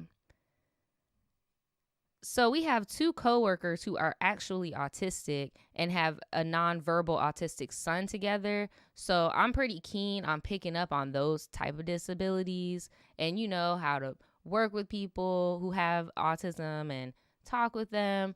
So I don't know if you saying that to say like, bro ain't, he might be on drugs, like type shit. I don't know. So he had previously worked for this deli before and in the kitchen, but I didn't know. But he didn't know how to wash dishes. And after I explained to him everything, he left bowls and containers right side up. Ew. Collecting water in the drying rack with food and soap in it. So just imagine. So instead of like washing the thing and turning it upside down so all the water can drip out, he just left it like this with like its and bits of stuff in it as I drink this water.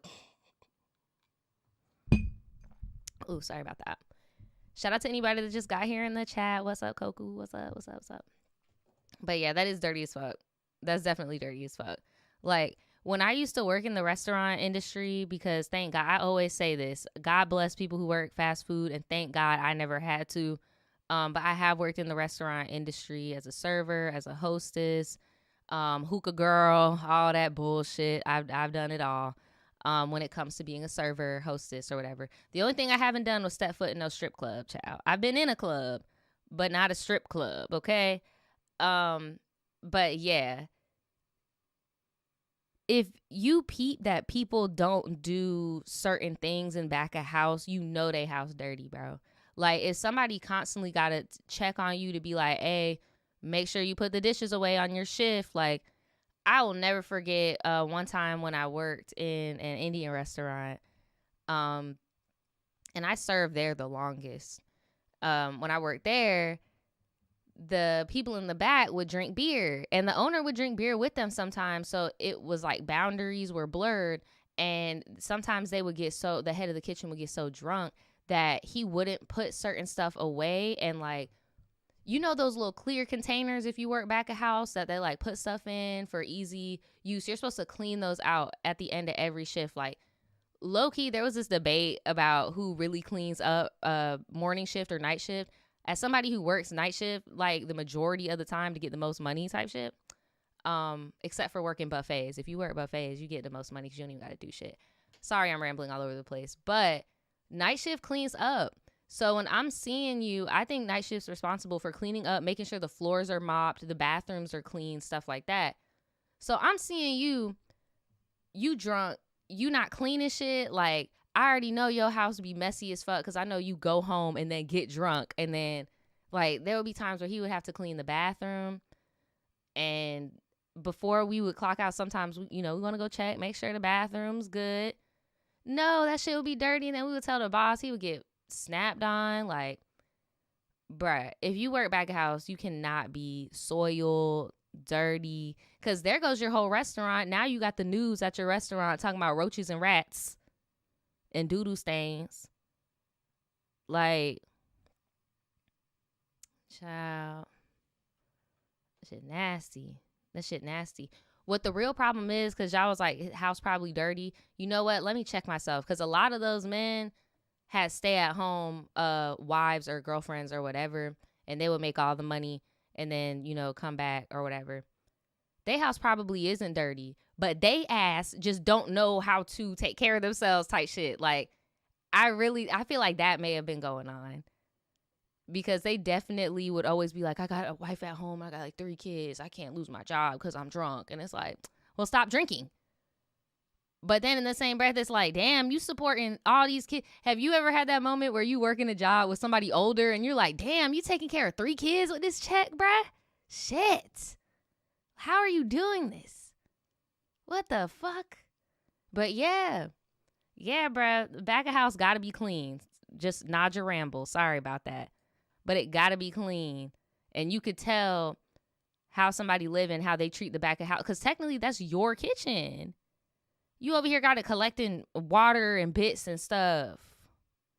Ew.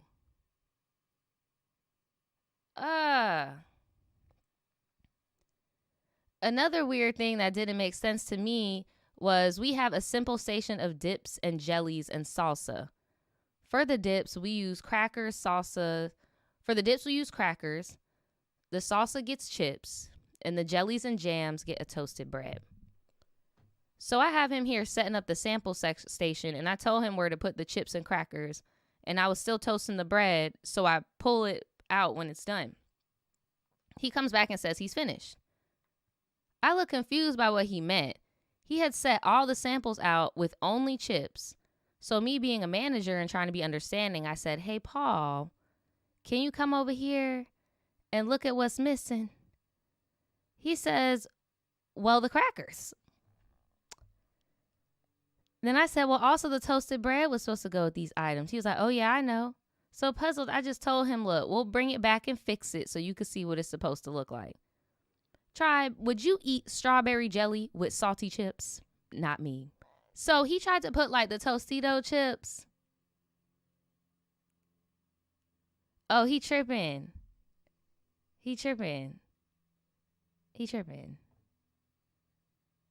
Now, when all these interactions were going on, he seems kind of annoyed that I'm telling him how things are supposed to be done. And he was fidgety and looking around, not really focusing on the situation. So to move on, later in the day, it was during a rush. He was adamant about being on the grill, but I was going to do it since we're busy. He had previous experience, as he stated, so I decided, you know what? He could watch the grill while I run out to take people their food. In that process, this man was burning sandwiches. What are you doing, Paul? You had one job and then you over here, oh, I know how to do this. I know how to do this. Yo ass over here burning shit. You wasting. And then y'all work at a deli, bit. You can't toast a sandwich.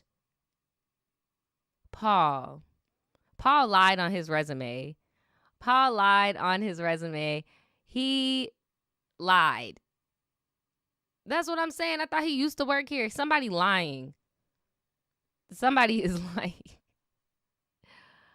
Oh my gosh. I came back and I fixed his sandwiches and I told him we're going to switch roles. You are going to be a runner and I'm going to do the grill. While all this is happening, we are busy as hell.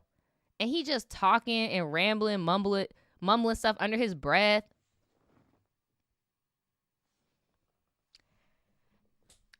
Oh my God, bruh. I would have been heated as fuck because it's like, bro, you have done nothing. Like, it would be one thing if you left, came back, and, you know, things have gone to shit or things were better when you were there. Bro, you burning sandwiches. You putting tortilla chips out for breakfast for jelly. You over here mumbling under your breath with an attitude, mad when people are trying to help you out. Look. So, my other coworkers are also getting weird vibes from him, pulling me off to the side, saying how he's making them uncomfortable. They don't want to close the shop alone with him in it. Damn. I take this seriously and make sure it's me and one of the other coworkers and Paul, and I have Paul separate from the other person. The next day, I see him. It's payday, and he's off work. Hold on. I wonder what he's doing to make them uncomfortable. Are they girls? Like, so the next day I see him, it's payday and he's off of work and coming in to oh, okay, I get it. Like, he's not scheduled to work that day. I'm about to say, how you call out of work on payday, babe? You don't want your money? So he comes in to pick up his check and he wants a sandwich to go. And I let him know that we get it half off at checkout. He then asks to buy me a sandwich for lunch. And I tell him that's nice, but no thank you. I already brought a sandwich from home. He keeps asking me over and over to buy me a sandwich. He asked like 5 more times. He was being like, oh, come on, I'm trying to be nice. I told him, no, I already said stop asking me. And I made my voice a little louder so that, you know, people can hear in the surrounding area. You know, I made it like one of them little high school boys. One of them little high school boys that works with me came up and asked if everything was good. And I told him yes. And Paul seemed to drop it. And he just scoffed at us and left.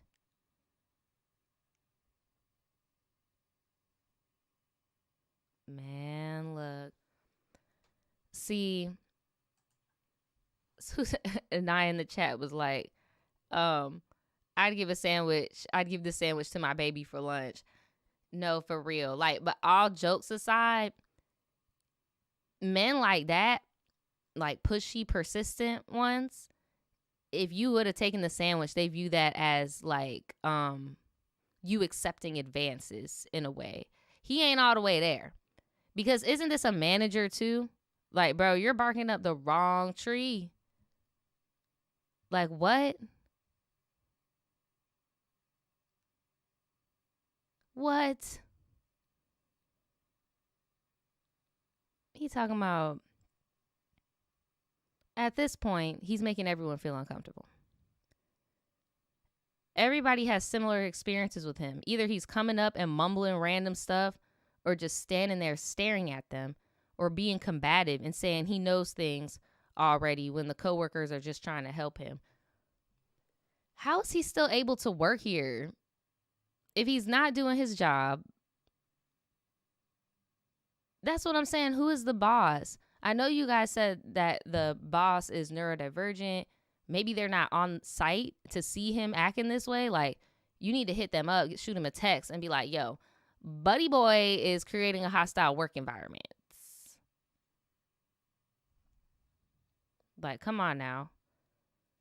So I do some Facebook investigating, and this is where the receipts come in, y'all. This is where the receipts come in. I do some Facebook investigating, and what I found caused concern.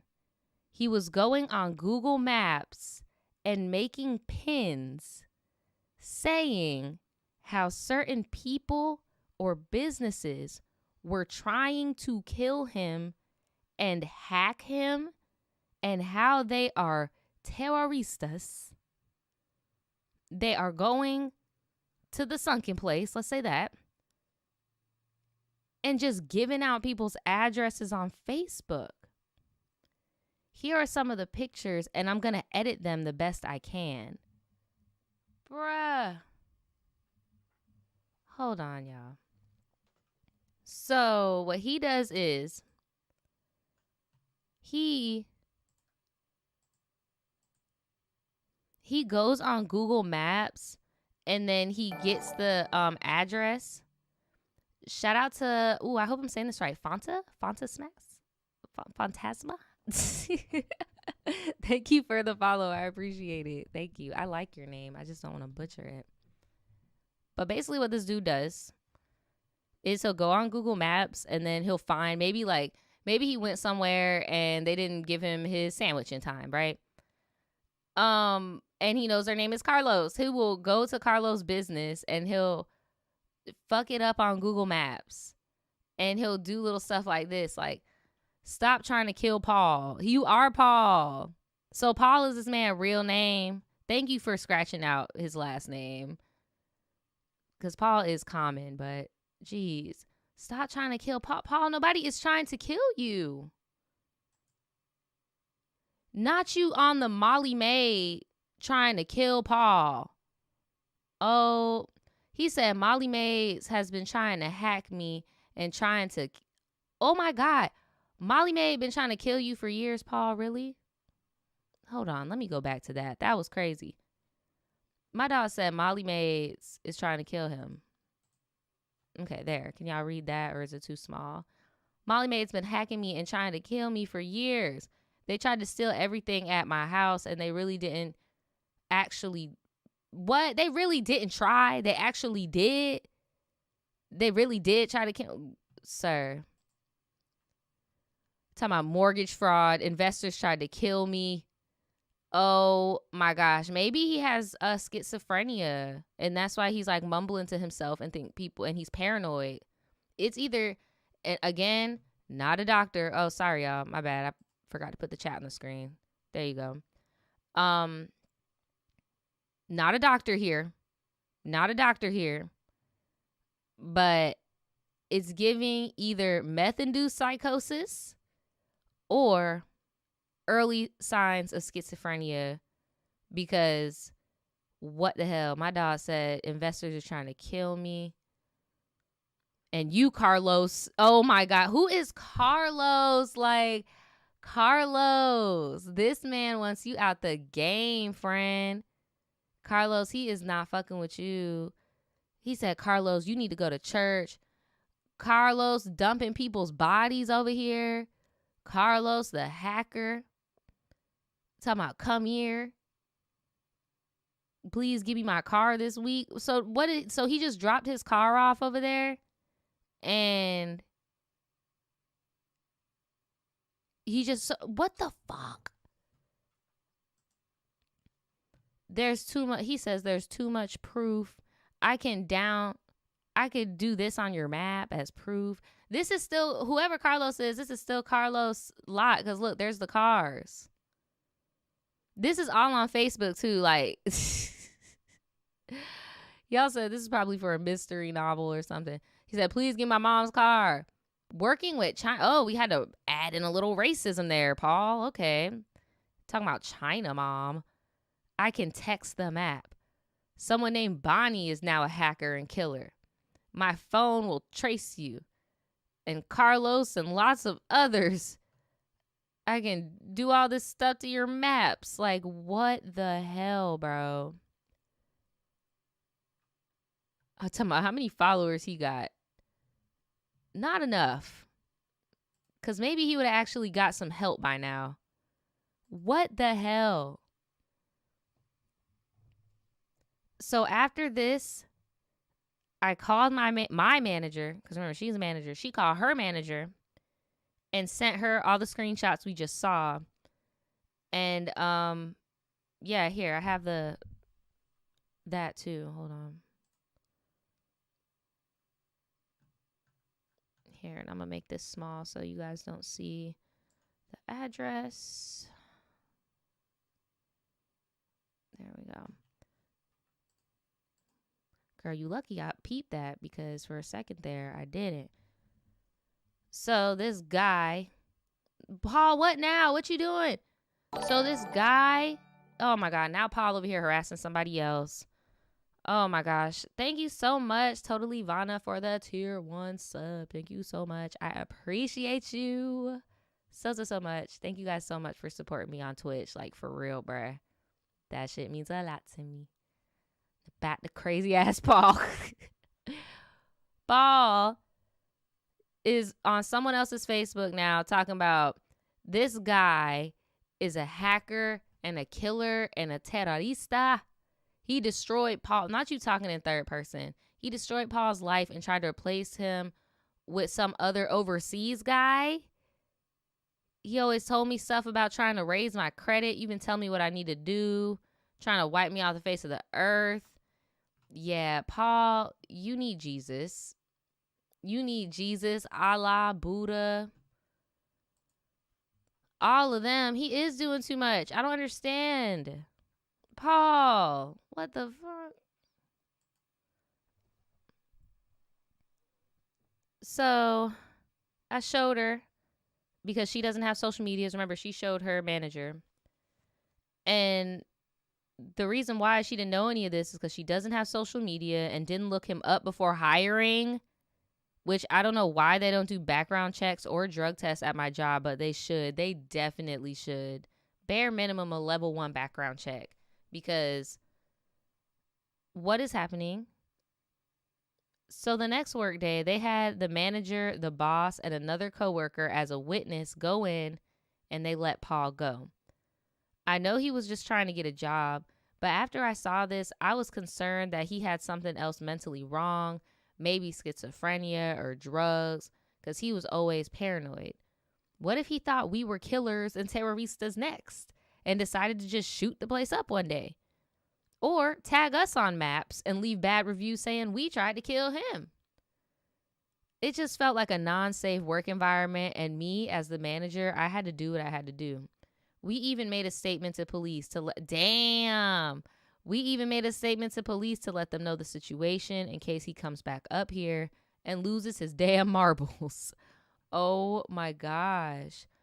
So, Naja and Tribe, am I the asshole for essentially getting Paul fired? That's interesting. Because technically, like, that's a hard one, bruh. Because it's like on one end, it's like you're just trying to be cautious. Because if the place does blow up, then what? Like, you would feel freaking worse that you didn't do anything. I wish this man would stop logging me out. You talking about Paul was scaring the good citizens. No, for real.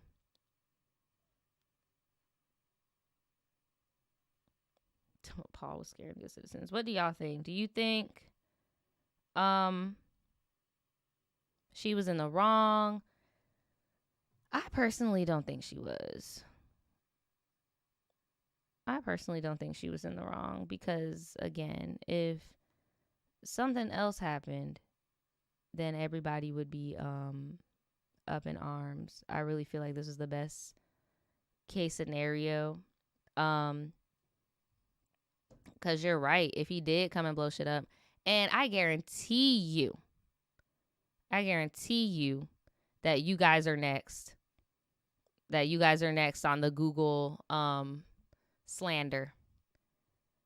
So Sincere says, I don't know. Most people with schizophrenia aren't dangerous. They're more dangerous to themselves, but they're not assholes. So it was good to alert, right? Like, you know, hey, you never know.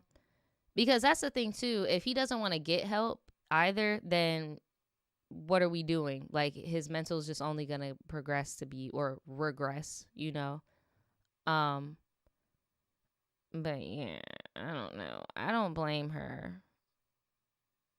And I'm not trying to be like biased because of his mental health. It's just look, it's just not safe in my opinion. It's not safe in my opinion, but hey, at least everybody knows. And honestly, if I was Carlos, I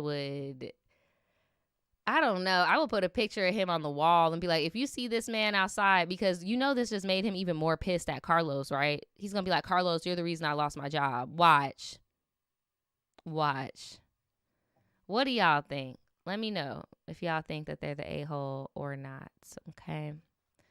I don't think they were. I feel bad because nobody should have to lose their job, you know, but he needs to get some mental help. He needs some help. So, this next one is not about work. It's about friends. And it's called, Is It Really Worth It?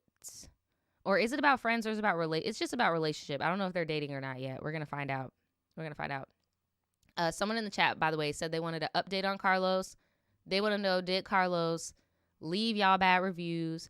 Did he get arrested? Like, I don't know. Just, do you know anything about Carlos? That's all we want to know. We just want to have a little update. So, was it really worth it?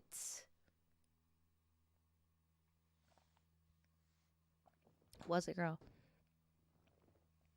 Hey, Naja and Tribe. What's up, friend? I've been contemplating writing in for advice for months now, but finally said, fuck it, because I respect your opinion and your way of seeing things in non-black and white. Well, thank you so much. So let's get into it. All of these are fake names, mind you. We're going to call me Vic. I am 26, a Cancer sun, a Cancer moon. No, a Cancer sun and moon, a Sag rising, and a Leo Venus. Wow, that is a lot. Shout out to all my Cancer suns, or just my Cancers in general. All of my Sages and all my Leos. Shout out to y'all.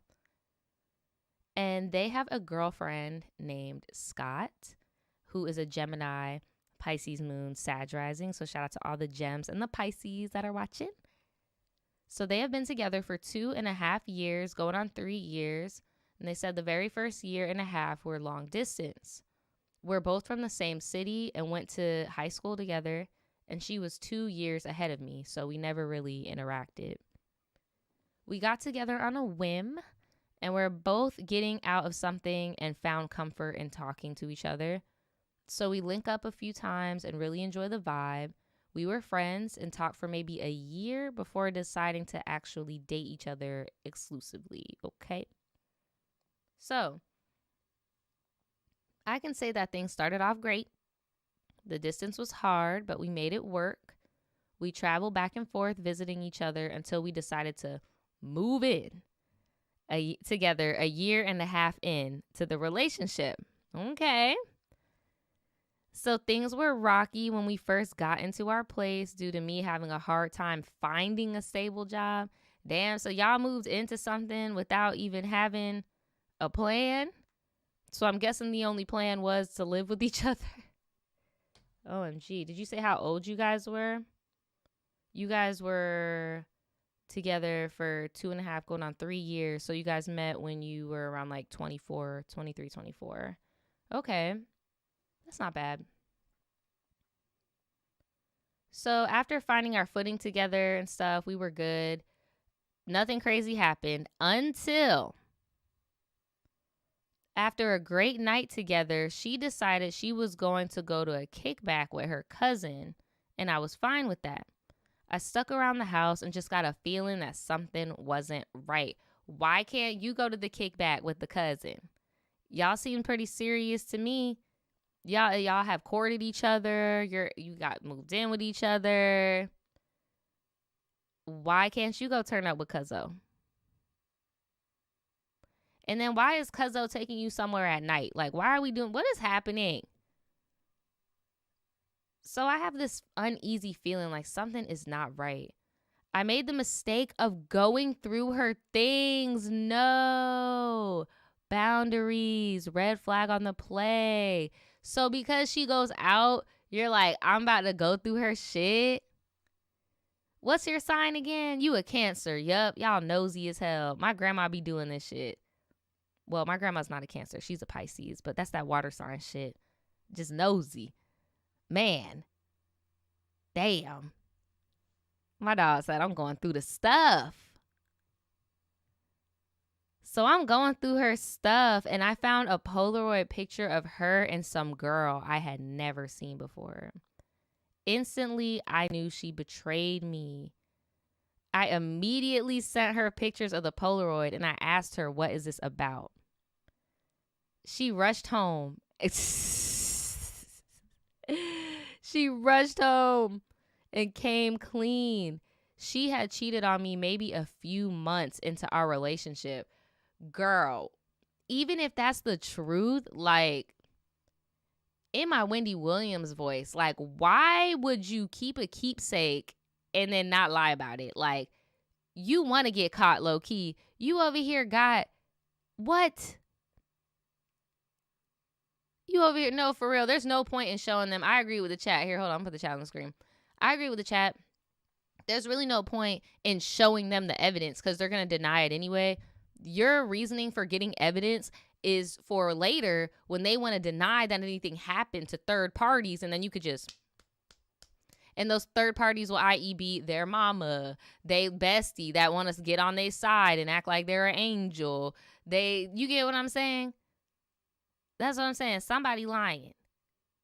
So you take your receipts, you hold them to your heart. Because, no, seriously, because that really wasn't evidence. If old girl was slick, she could easily be like, that's my friend. Like, what the fuck?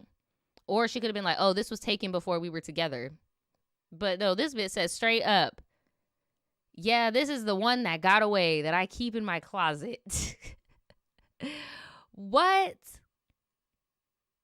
No, for real. And bruh, I'm telling you, a real sleazeball. Why you going through my stuff? Well, you found what you were looking for. Like, bruh, this is so toxic.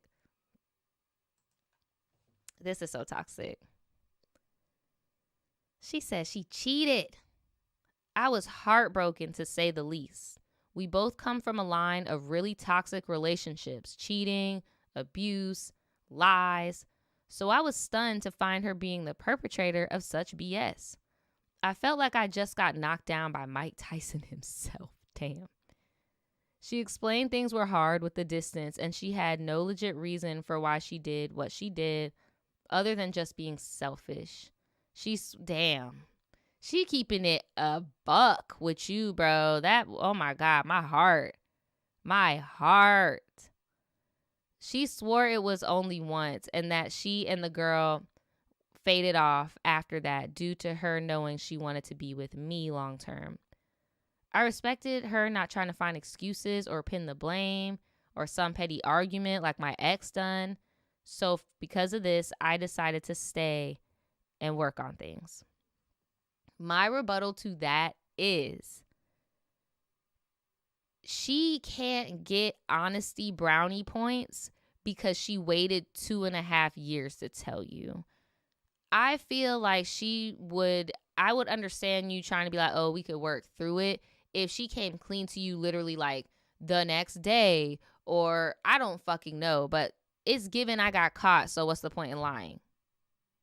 You know, like, I don't think she should get brownie points for this. But nonetheless, it happened. So shortly after that, I found out she had linked up with her ex of 7 years.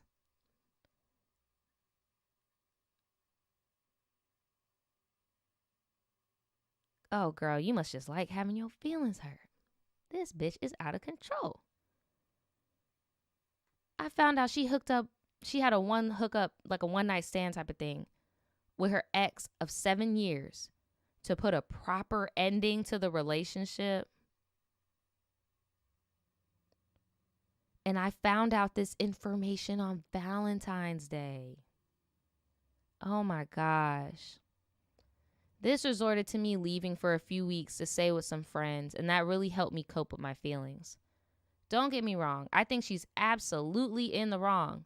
But I know how long relationships like that go, and without any closure, no, baby, you do not need to have sex with the person to tie the relationship up and leave. You really don't. You really don't. That was pure lust. I said this on another pod before where, like, when people go backwards, it's more so like an ego thing. Like, let me show you how I get down now type of thing. You know, it's never therapeutic, child. It sound like Robin Thicke. Talk about, well, she just went over there and got some sex therapy. It's all good, you know. No. Your girl is moving like a hood nigga, bruh. Talking about, I just needed some closure. Like, what? Oh my gosh. So those two also just faded off. So I trusted that she didn't cheat on me this time, but the sneaking around and lying just took a toll on me. I understand being with someone for 7 years, no matter how toxic, you will always care for them in a sense.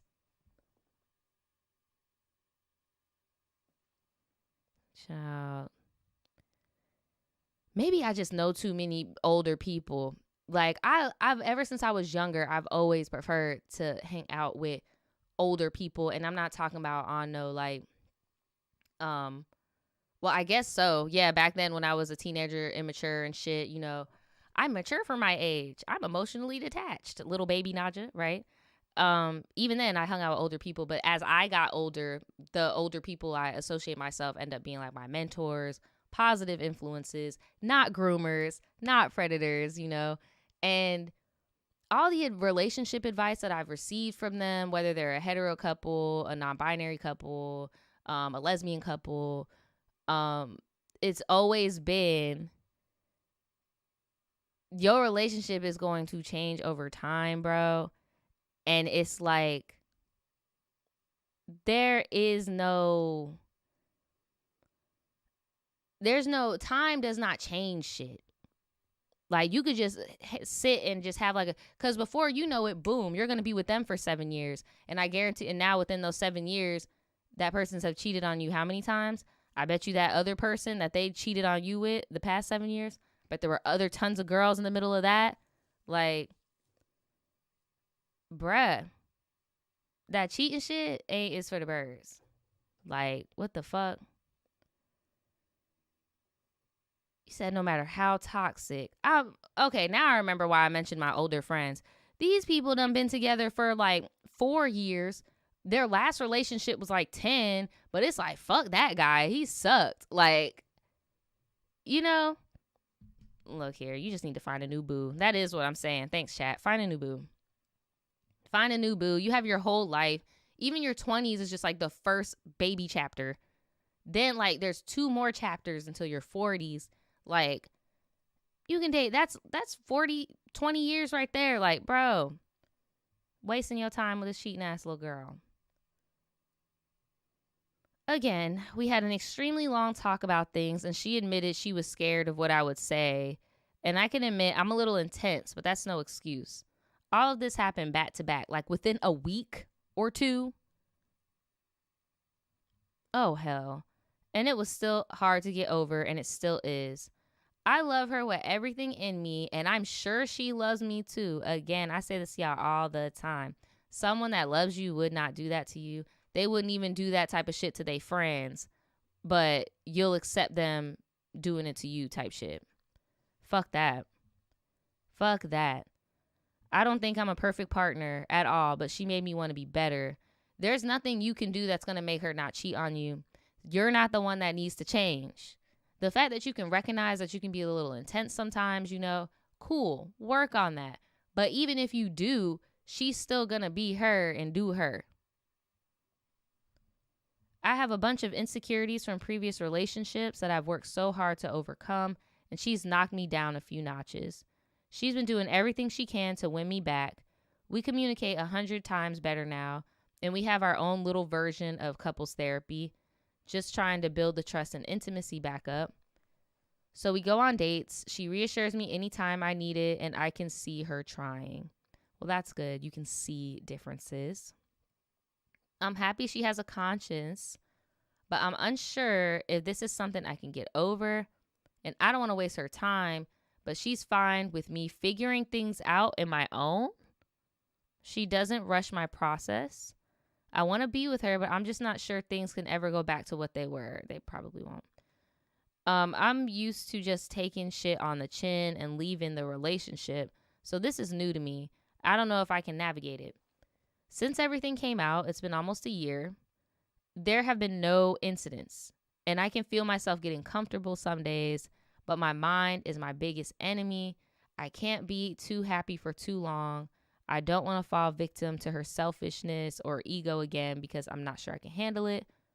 Any advice? Do you think that we can figure out? So this relationship is still ongoing.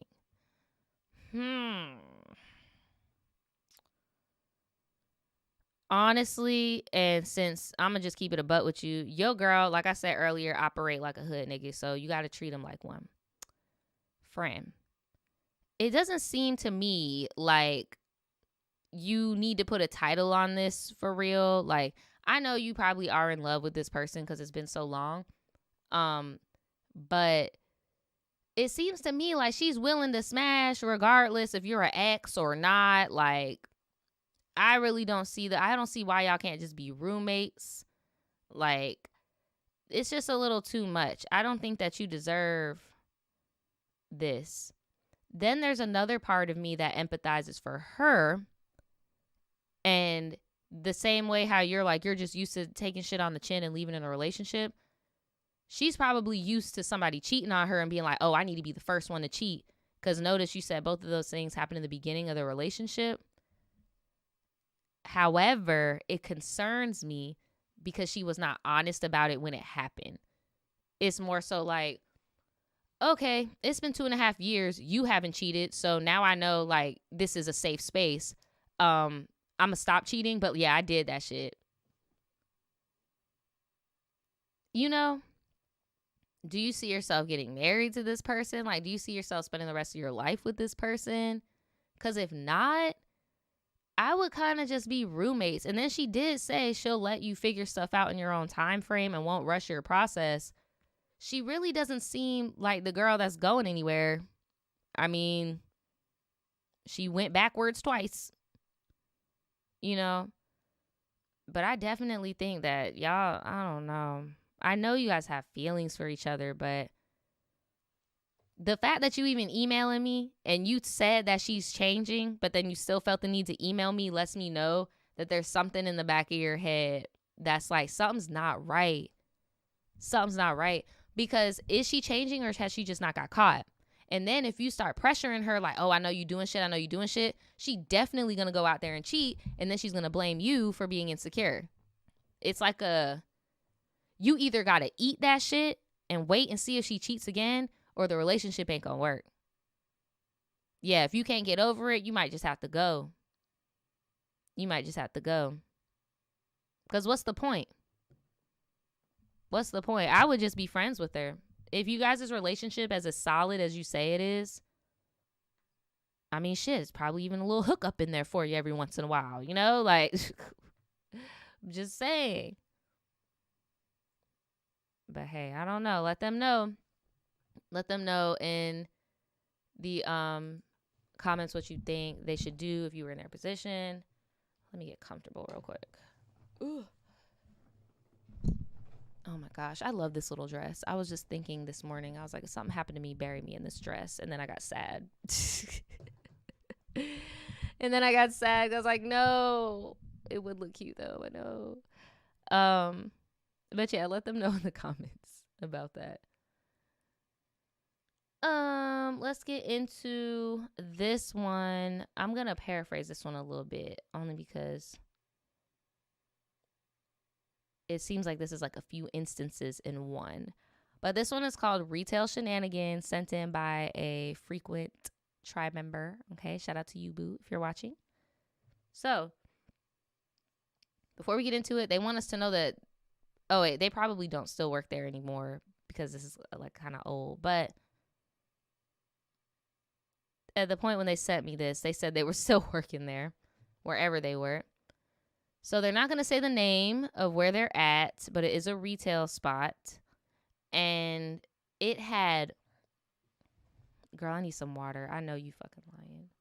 This bitch said the retail store had, not a bitch, but you get what I'm saying. Like, this girl said the place had mice.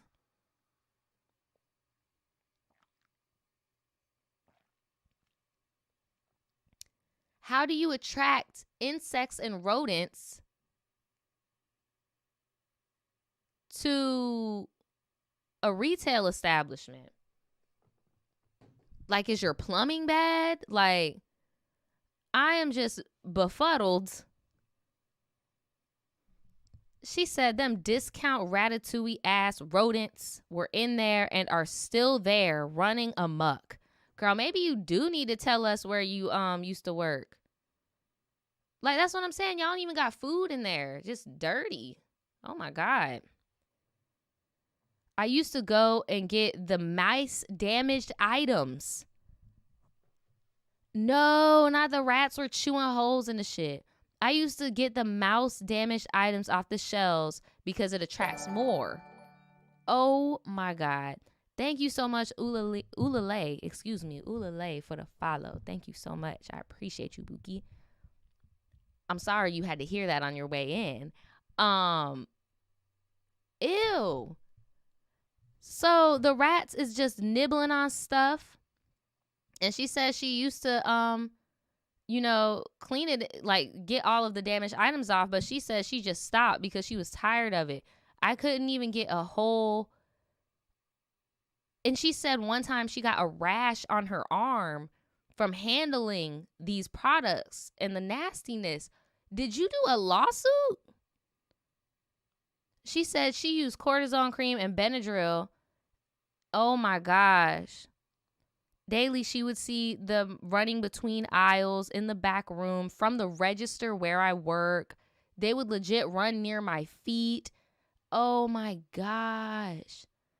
I heard scattering noises and it would freak me out. So I would like run from the register and it was just a mess. They were all up in the back where damaged goods were, and I would either run all up and down it to get away from them. Like, ew, they would be by the checkout candy, in the chips. Oh my gosh. They would chew on makeup wipes, and I saw dookie and piss everywhere on the products, and those bitches are still in the store. Fran, you should have told us where this is at. I'm sorry. If you're watching this, because you sent this to me a minute ago, if you're not working there anymore, I need you to let the people know. You need to let the people know, girl. This is crazy. Oh my God. Bags of chips with fresh piss on it is wild. So the store got a cat. What the fuck? Do you think you're in a cartoon? You need to call an exterminator. You got a cat? He better be on payroll because this sounds like a heavy duty job. This is like you know that show World's Grossest Jobs? A cat? What the hell's he gonna do? Oh my God, he's just gonna play with them. Like, what? Not a bodega cat. Y'all funny. They need a bodega cat for real because this isn't it. One of the managers that works there has allergies. So the cat really couldn't be there for real. Oh my gosh. She said, I used to have pictures of it, but I don't have it anymore. You should have sent it to them people, friend. But that's not all. The bathrooms. People have straight doo-dooed on the floor. Lord have mercy. They have even smashed in that bathroom, and that's why it now has a code to get on it. Oh my God. In the employee bathroom, people were smashing and doo-dooing on the floor in the employee bathroom. Oh, we need to run the cameras ASAP. Somebody's getting a public shaming. What do you mean you doo-dooed on the floor? This is embarrassing. This is embarrassing. Wow. I'm not, you know who I'm embarrassed for? The girl that got fucked in the bathroom that somebody shot on the floor.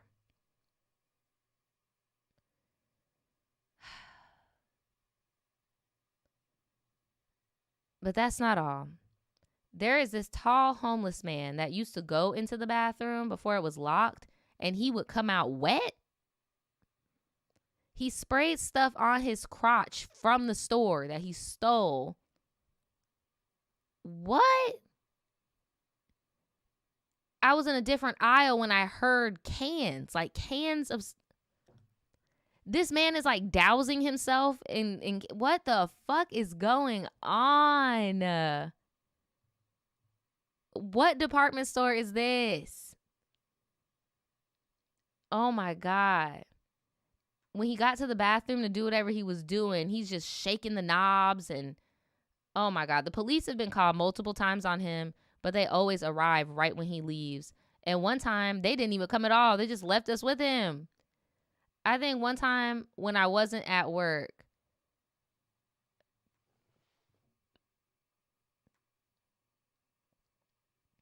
she told me where it is. I know where it is, y'all. As soon as you let me know you're not working there no more, I will let the people know. This concerns me. I don't go to this establishment, but I do go to the sister company. And it seems very clean. I think it might just be a regional thing or like a franchise thing. Like the person that owned that franchise is just dirty as fuck. And it concerns me because she's right. They have medicine, makeup, things that you put on your face. Like,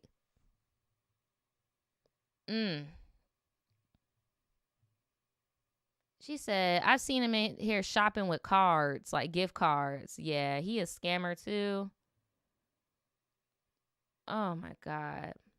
She said she got a screwdriver underneath the cash register because she is scared of him. And she's tired of him. Talking about let this man get in my face. He getting poked. Girl, you need to be reporting this establishment. You can be getting money other ways without scarring yourself. Like what? What? Man, look. Now I get many repeat customers that are so nice. And one is my neighbor. I enjoy talking with them and catching up. And I like seeing them every day. They're like a nice breath of fresh air after you get done with the bad ones. So it brightens my day when they come in. When I tell you there's good, there's also bad. I've had customers hound me over 2 cents. Now, again, I'm not going to say where she works. Y'all have said some of the sister companies in the chat already. But it doesn't matter. All of those companies y'all listed, every time I've gone in there, there's always somebody bitching about a coupon or like pennies. And it's always old people.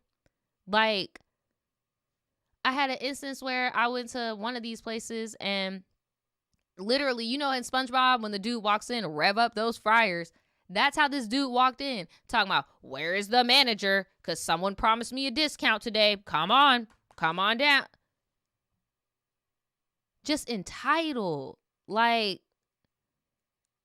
talking about something, he wants to get something off for free. Bro, look. I had customers ask me straight up, are you new? Oh my God. I used to hate that working in retail, especially at the boutique when I would get the uppity customer. Are you new? Oh no. And it would suck too when I would work at the diner, when I was a server at the diner and they had their regulars. Are you new? Duh, bitch. Yes. You're here every day. It's your first time seeing me. Come on now. Damn. So I'm trying to explain something to him and are you new? I've had customers who look at me stupid when they're short money. I've had customers complain to me about the pharmacy when I'm not a pharmacist.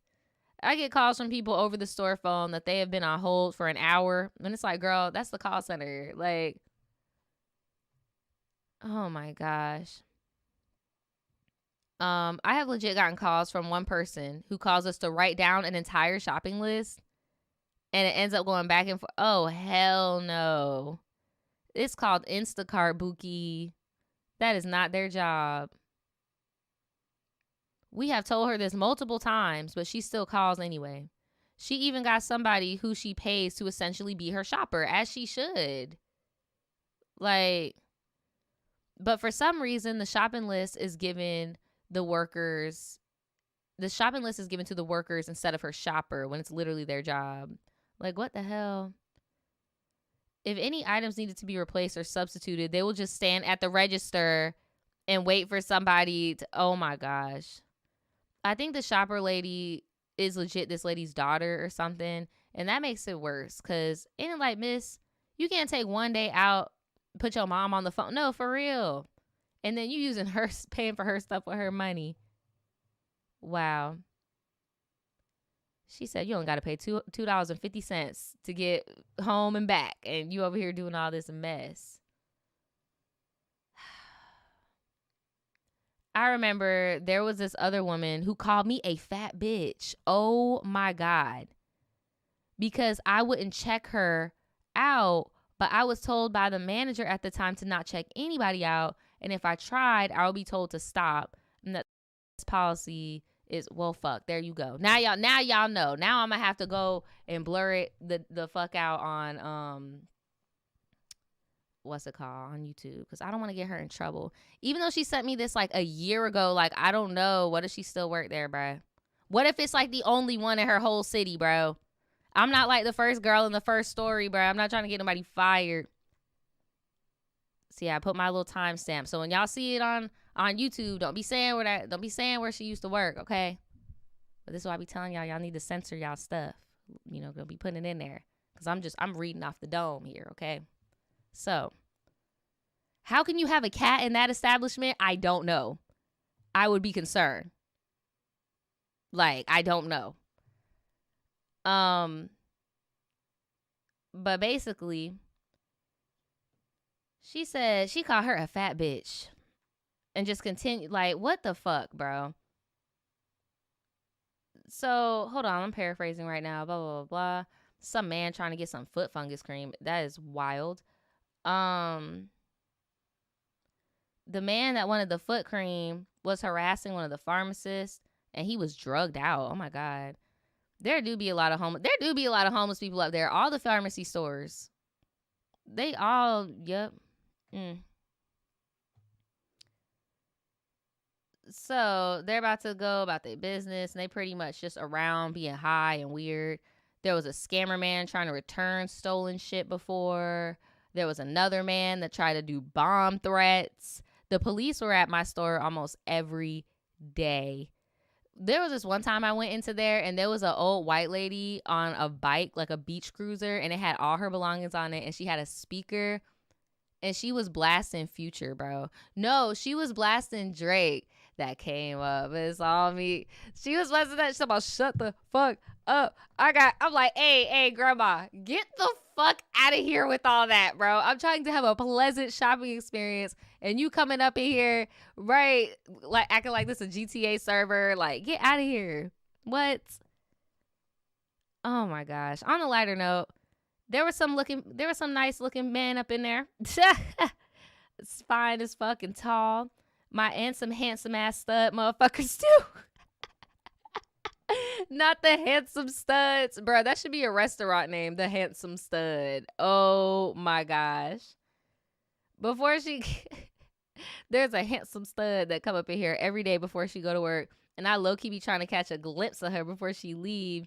And there was another one that was security for the store, but then she got sent to another store. But it has the absolute gall to have a girlfriend. How dare she? I love studs, especially the ones with the tats. You need to chill, girl. You need to chill. You need to chill. Man, look. That's all I got for now. The story's long enough, and I've rambled enough. I hope y'all enjoy this. Here is some pictures of me. Yes, I saw you yesterday. I was like, oh, look at you in your lavender and your purple. I see you. I see you. I see you. Girl, I hope that you don't work there no more. And I wish you still had pictures so you could expose their ass. Because that's nasty as fuck. You got medicine and shit in there. You got rats. Like, what is going on? And then you over here trying to get some honeys at the job. You funny. You funny.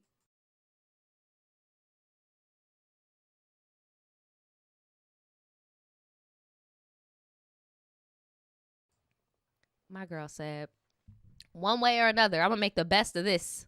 I'm going to make the best of this situation, bitch. She said one way or a motherfucking other.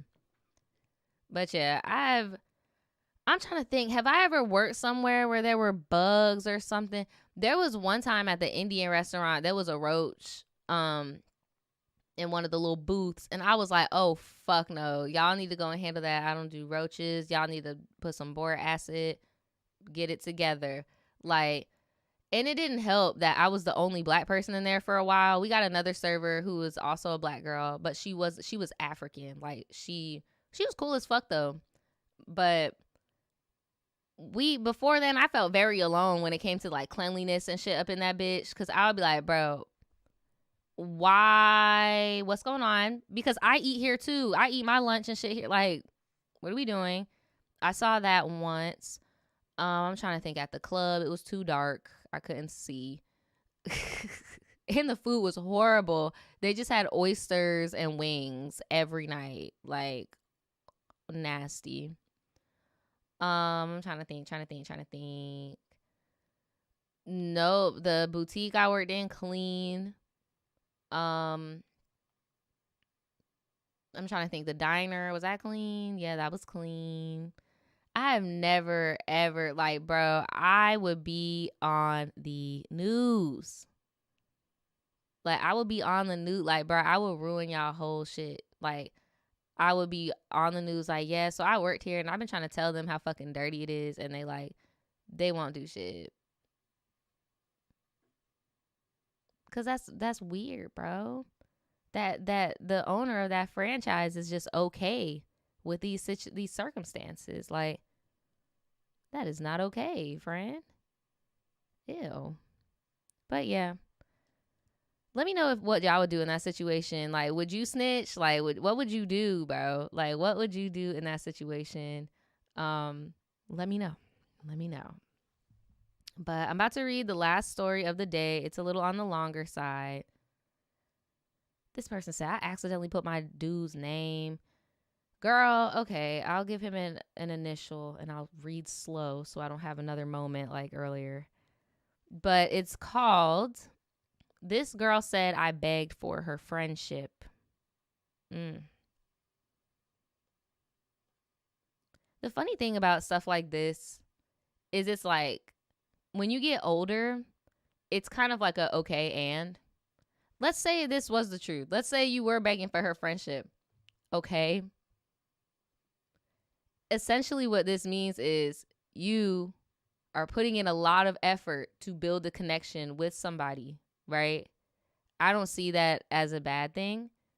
If anything, the other person, instead of being an energy vampire and just like loving getting their ass kissed, should probably be like, hey, it's not really that mutual, like, let's not be friends. Because I don't know anybody who wants to be friends with someone else would not mind them wanting to constantly, you know what I'm saying? Like, it's funny, the older you get, the more you realize these little things are really rooted in vulnerability, fear of vulnerability and rejection. Like, really.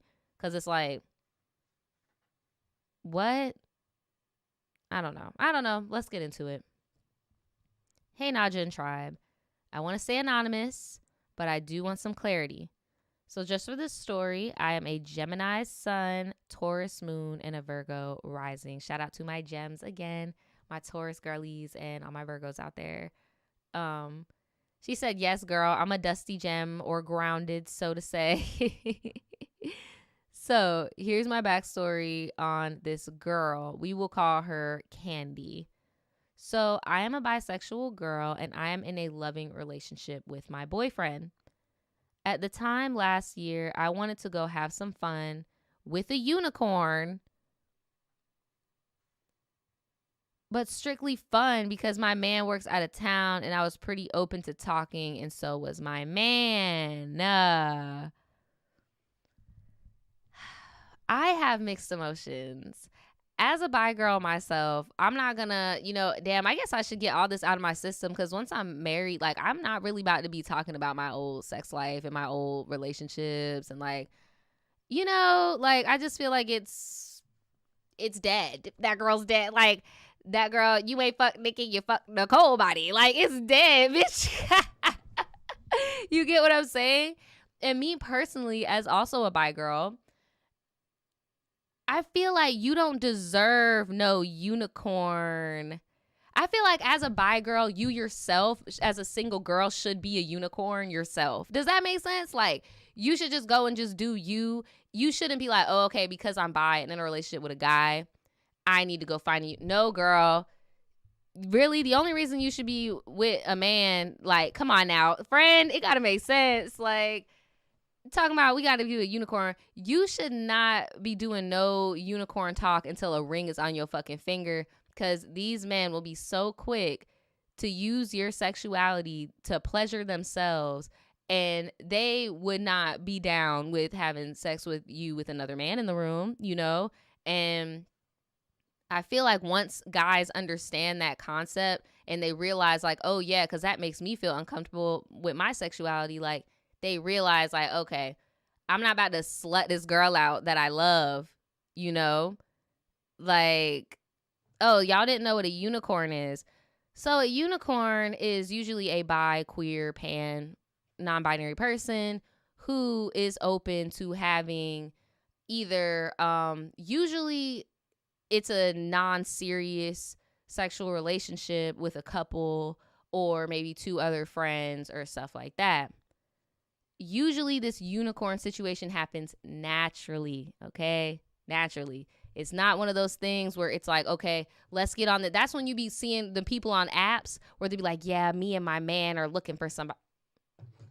Girl, that type of shit, yeah, no. It's giving predatory. It's giving predatory. And if you want that type of experience, like, there are SWs out there, I'm just saying, me personally, as a bi girl, I've had certain experiences, but I've never given a man I was dating that luxury. Let's just say that.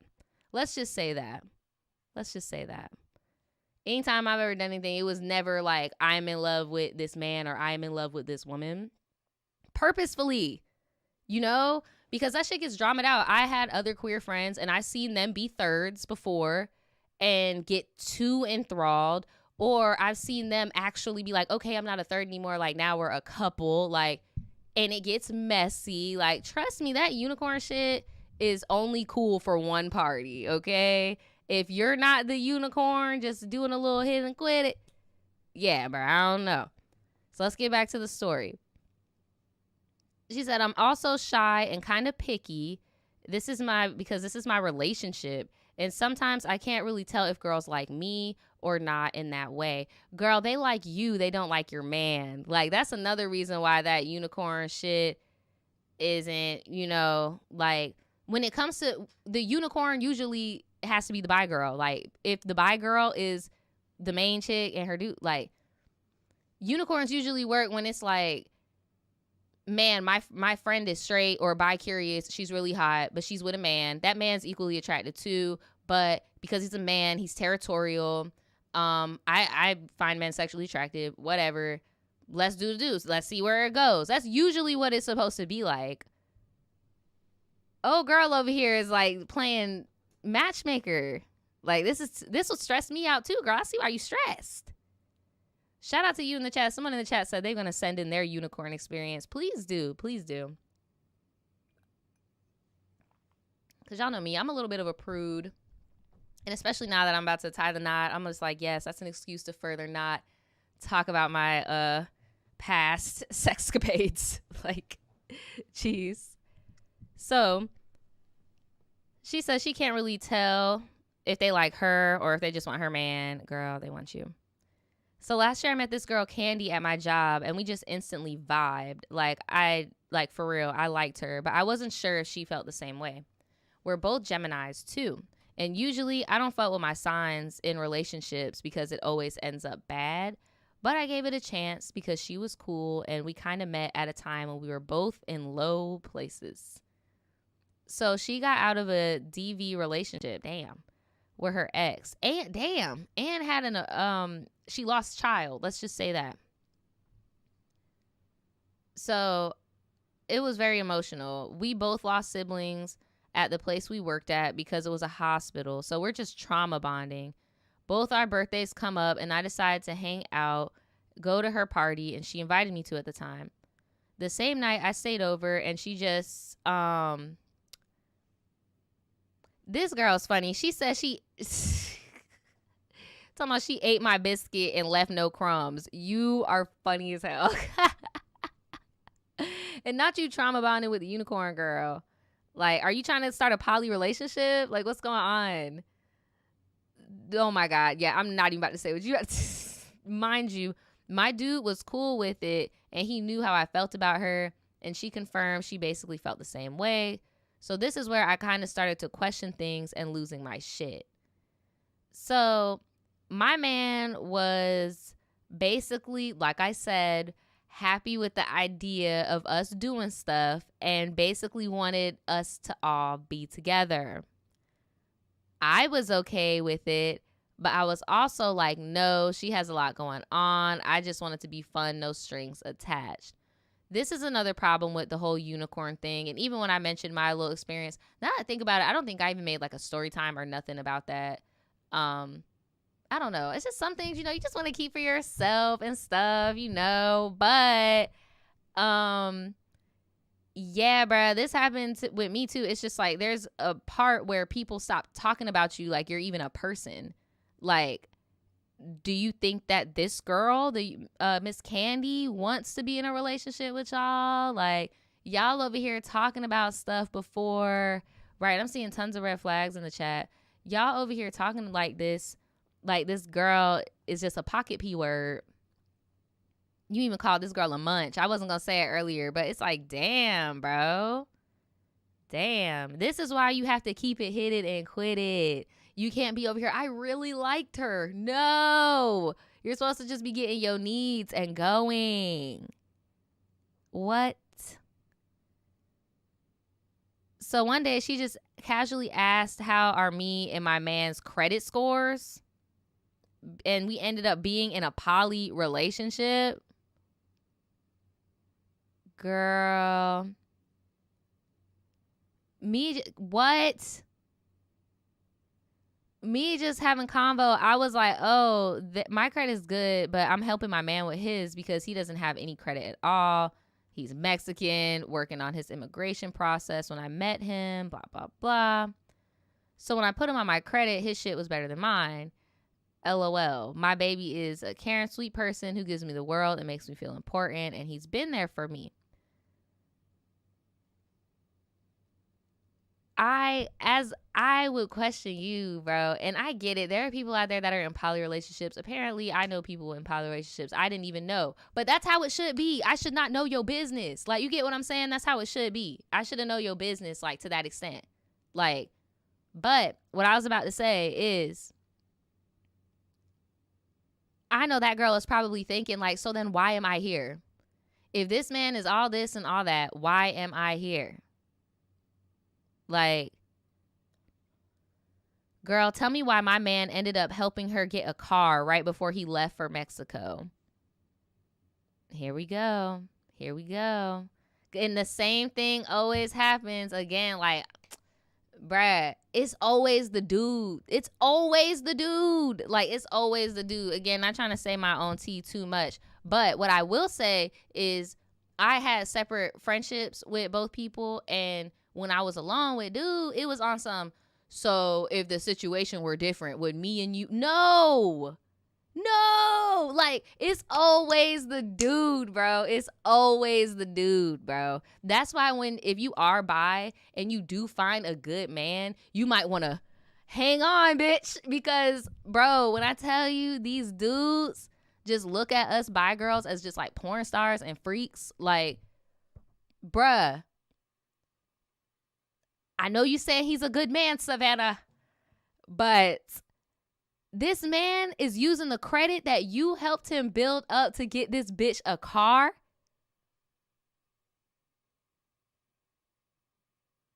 Oh, wow. This is a Tubi movie.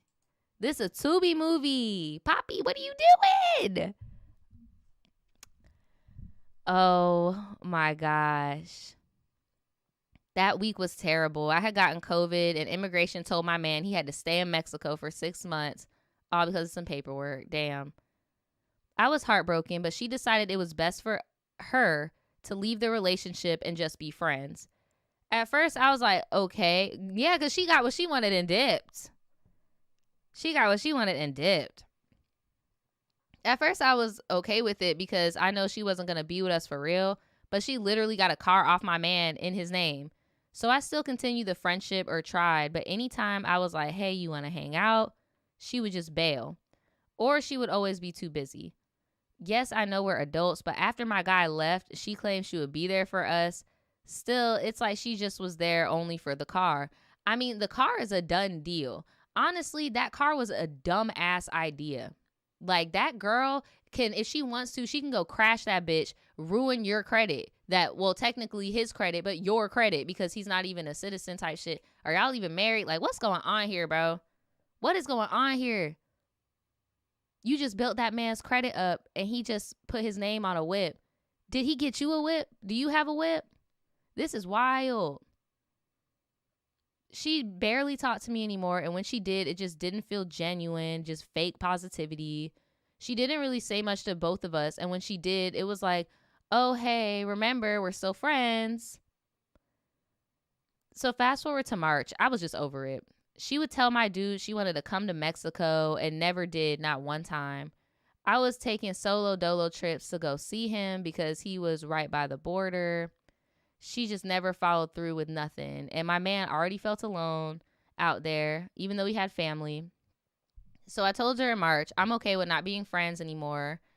Girl, I would have been like, look, just don't fuck up the car. Just be good to the car. I don't want to leave on bad terms. Like, I get we're kind of forcing a relationship, but can we form like a business relationship? Like, because come on now, this is crazy. She understood and left me alone. No drama. You're lucky. So in June, our birthdays come up and I spend my birthday in Mexico with my man and he posts me on his story and guess who decides to come in my DMs? All friendly, like, happy birthday, girl. I'm like, why is this bitch texting me? I told her thank you and I returned the favor, just being nice. Then I was thinking, oh, well, maybe she wants to be friends again for real this time. Girl, no, she was probably lit because it's her birthday too. She was probably just lit on Instagram and just DM'd you on some drunk shit, bro. Like, so I told her I don't mind being friends if she wants to, and she only liked the message.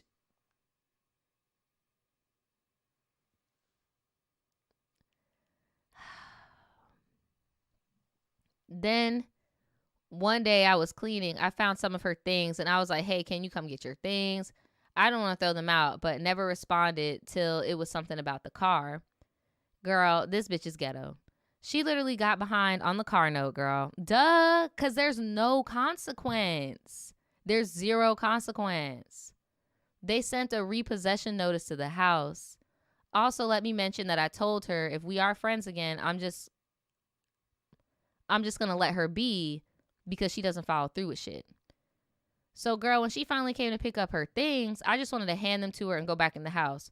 She was like, oh, give me a hug. I miss you. We should catch up. Bitch, you need to catch up on that car note is what you need to do. I took her word on it, and she still was that same BS. She was still on that same bullshit time. Anytime I invited her out, she barely texts me, but would check on me. Also, my dude is like, y'all are similar and do care about each other. He's also reached out to her saying, hey, my girl wants to talk to you.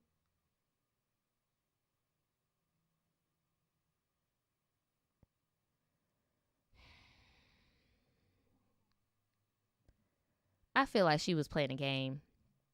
You over here telling him how much you miss me, and she still loves both of us and all this shit. So, like, why are you not responding to me or coming to get your stuff or even trying to hang out? It got bad. We kind of, girl, y'all low-key are fiending. Y'all are fiending.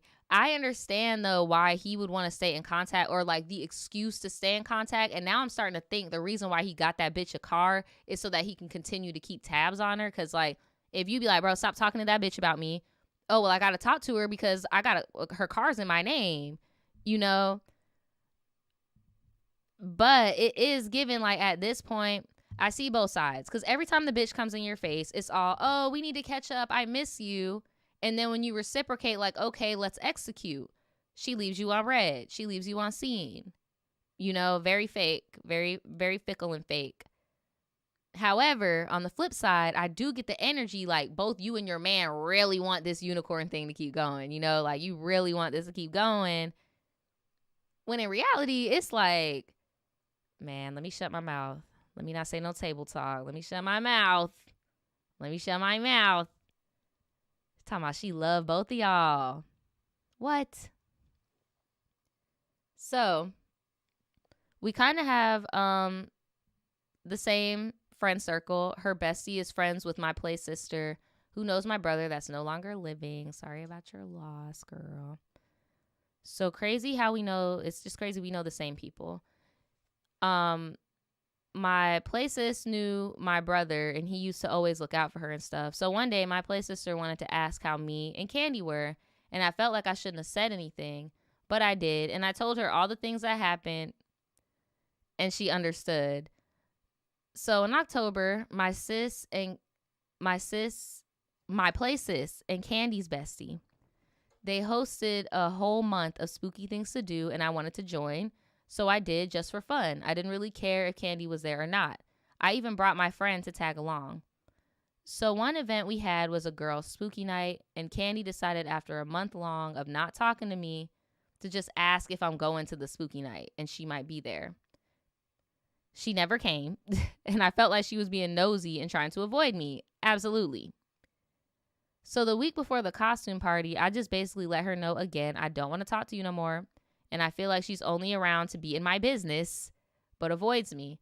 I told her I don't care if she might be somewhere in the same place because I don't care about her. And she is very lucky with this car bullshit. And at that point, the second repossession letter came to the house. She's over here messing over my man while he's in Mexico trying to come home. So she shows up to the party, and I'm smoking and socializing, just ignoring her. Then my play sis and her bestie were just trying to get us to talk because they felt it wasn't that serious, really. I always say, once there's bills involved, it's serious. Once your line of credit and stuff on the line, it's serious. But I feel like the homegirls are on some it's not serious shit because that's not your husband, you know, that's not the father of your child. Like, this is your boyfriend. So I see both sides. But I said no. I don't want to talk to her. Then this bitch Candy grabs me and was like, do you want to talk or I'll just leave you and your partner alone? I look at her like, what the fuck do you want to say? Like, what?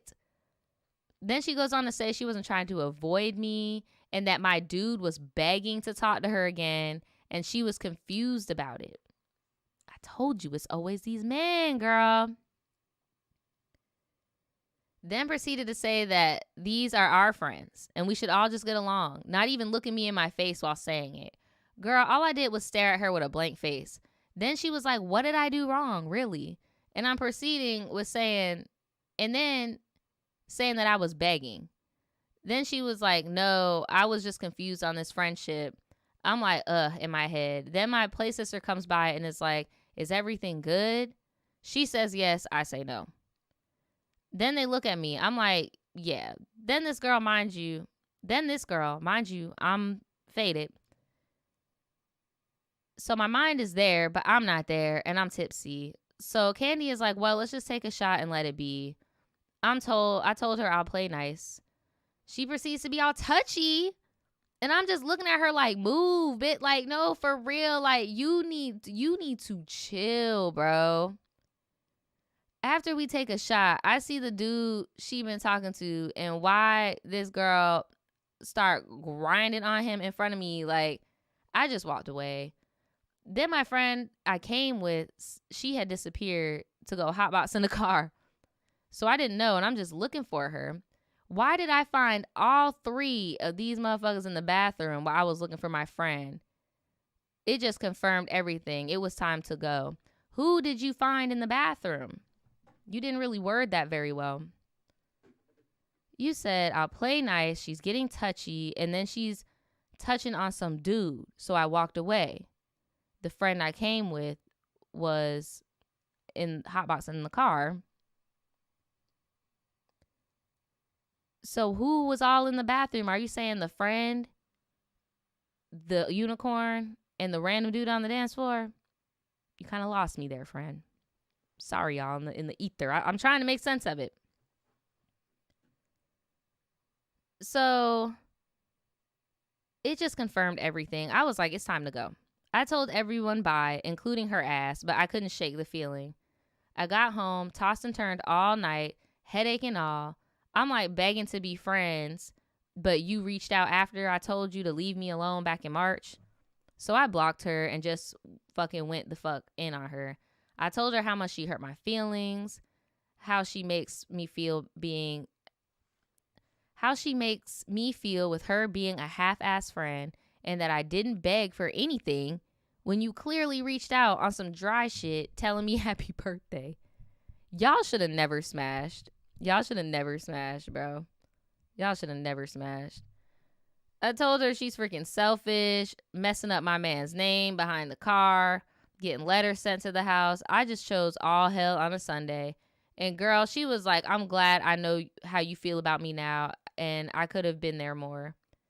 But you and my man were both begging to talk to me again. Oh, you and your man. Basically, she's saying that both of y'all are begging. Y'all were, though. Y'all were. That is facts. That is reality. Both of y'all were begging her at one point. Like, it's just a lot of back and forth happen. It's like at one second she was game, the next second she's not. And that, ladies and gentlemen, is why they are called unicorns, because they're imaginary creatures. This is a human being, you know, like this is a human being with feelings, trauma, problems, flaws, you know. You should have never smashed. Girl, delusional at her finest. I'm like, girl, I barely was even saying much to you when I cut you off. I was not expecting you to even say anything to me. Literally. Oh my gosh. I wanted to be your friend again because I thought it would be different, but no. I also told my play sis and Candy's bestie what was actually going on, and they understood and left the BS alone too. That's not true because she got invited to the party, right? So it wasn't left alone. It got brought up at the party. That's what I'm saying. Everybody is kind of doing like mixed signals here. So she didn't respect it. I need my own space and time to heal, and she didn't respect it, and I didn't either, by putting my boundaries down for this girl.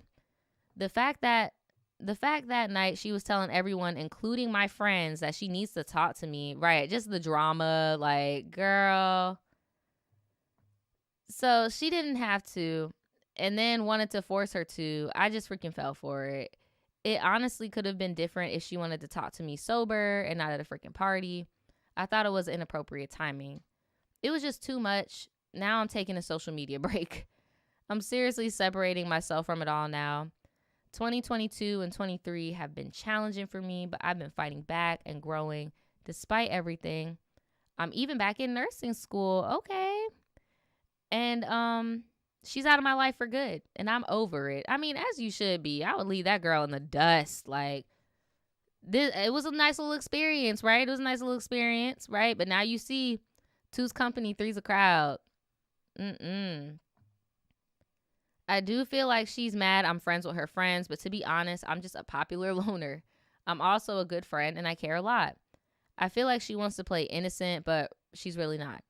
She can keep her friends. Yes, they're fun. I don't mind hanging, but I don't really have the receipts because I'm not a person who has time for all the drama. I know what the fuck I said. I can definitely repeat myself if needed, but I've explained this to my therapist. So she knows she know the real tea. Like, she knows what's going on. And she told me, this is what I said too. She said that the girl seems very fickle and I should just cut her off and let it be again for me. No, seriously. Like, damn. I'm going to continue to leave her alone since she claimed I was walking in and out of her life, even though it's not true. If she would have freaking left me alone, none of this would have happened despite the car stuff. I just truly felt like she planted the seed because she knew she had gotten behind. She knew my dude was not. Wait, what? I feel like she planted the seed because she knew she had gotten behind and she knew my dude was not about to tolerate it, but has to because he couldn't do anything as far as him being in Mexico. I feel that your dude low-key needed to adjust his expectations in my Gabby Hanna voice with having a 3-way relationship with 2 women. And I really do feel like he thought she was going to be there longer and that this would be a way for him to plant a seed to keep her around. Then when all the smoke and mirrors from the sexual chemistry wear off and you see people's real flaws, their things that trigger you and all that stuff, this bitch ain't a rider for real. Like, she'll leave your ass, she'll peace you on your own. Now he's in Mexico calling her up. I guarantee you he was blowing her shit up because that's his credit. And if he has goals to come back to this country, you're not his wife. So yeah, he need to keep tabs on that bitch. Like, I do feel like, and even earlier in the story when you did go back being like, damn, I really want this bitch, it was because you were talking to him. You know, I feel like y'all should have never smashed. And if you did, you should have just never involved him in it. Because I've noticed that straight dudes that get with bi girls will say that too. Oh, I'm not intimidated by no woman. You can go and get your biscuit ate and you can go and do what you want to do. I don't care. Okay, well then don't involve him. Like, just leave him out. Let's see how many times he's cool with it. Like, what the fuck? Y'all said he controlling this situation from another country. No, I do. I feel like there's more to the communication aspect because he low-key had both of y'all looking a little crazy with the, okay, I want to be your friend. Okay, no, I don't. Okay, let's link up. Okay, no, I don't. You know? And the only time you reached out to her was because he was like, damn, I really miss that. You know? So now, yes, she is making payments on the car. But, like, she didn't even bother to say anything until the letters came in. Just a bunch of BS. Well, now the car notes paid, baby. Now the car notes are paid. Now what? You know? Just a bunch of BS. I'll be glad when all of it's over and she gets the car in her name or taken away. Because I don't even care at this point. But she is the bitch who needs to be beat. Damn. I'm not playing nice no more. I will beat her ass. Damn.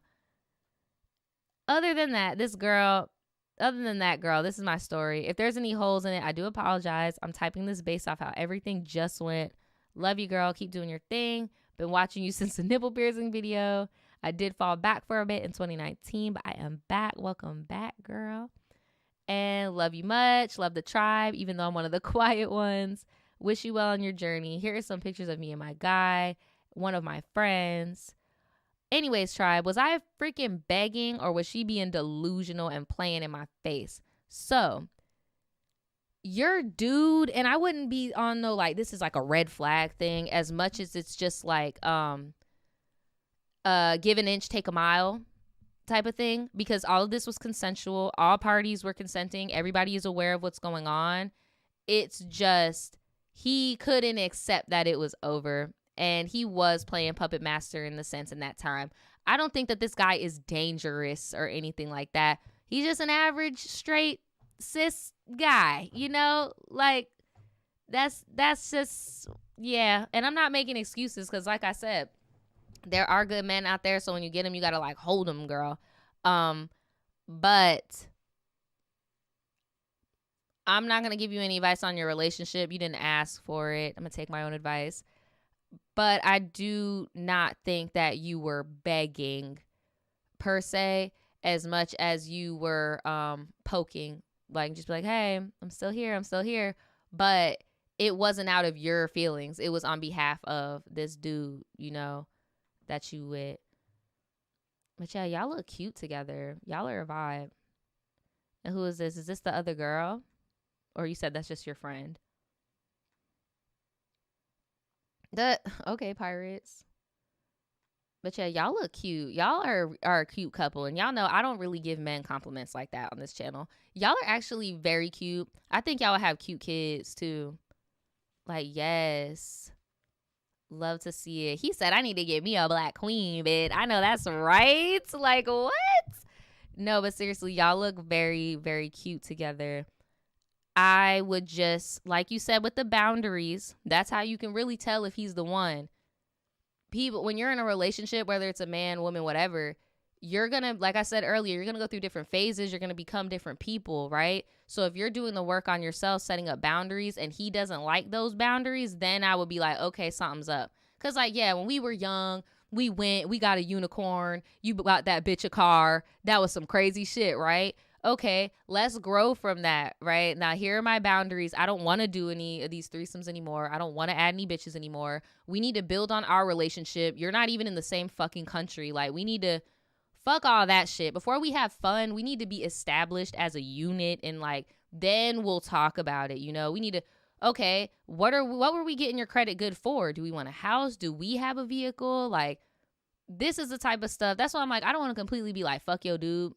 Because what he did was just some like nigga shit. Like, that's just what a normal dude would do. Again, not trying to make an excuse, because there are good men out here. However, as you're going through your journey and you're building your boundaries and stuff like that, if he's not going with you, you might want to let that go. Because you seem like a really good girl. You seem like a rider. Like, a lot of guys would want that. You're beautiful. You got style. You got body. Like, yeah. I would, I just wouldn't be playing around with no third parties anymore. You know, I would not be playing around with no third parties. I really wouldn't. Especially because now how you know how your man get down when you do that too. It's just it's too much. It's too much. It's way too much. But yeah, let me know. What do y'all think about that? Okay, let me know what y'all think about that story. That was my last story for the day, okay? Thank you guys so much for sending in your stories. Thank you guys, everybody on YouTube that sits and watches these long streams. Please, please, please send in some family clapbacks. Send in some family stories. Thanksgiving is next week. I know some people flying in this weekend. Some people are leaving their campus and they're coming back home. Send me some family clapbacks. Send me some retail horror stories if you're working during the holidays this year. I know almost everybody is. Send me some relationship stories if you're trying to bring somebody home for the holidays or you're trying to do a Friendsgiving, you know, send me some of those. And receipts are always welcome, as always, right? But yeah, that is all I have for you guys today.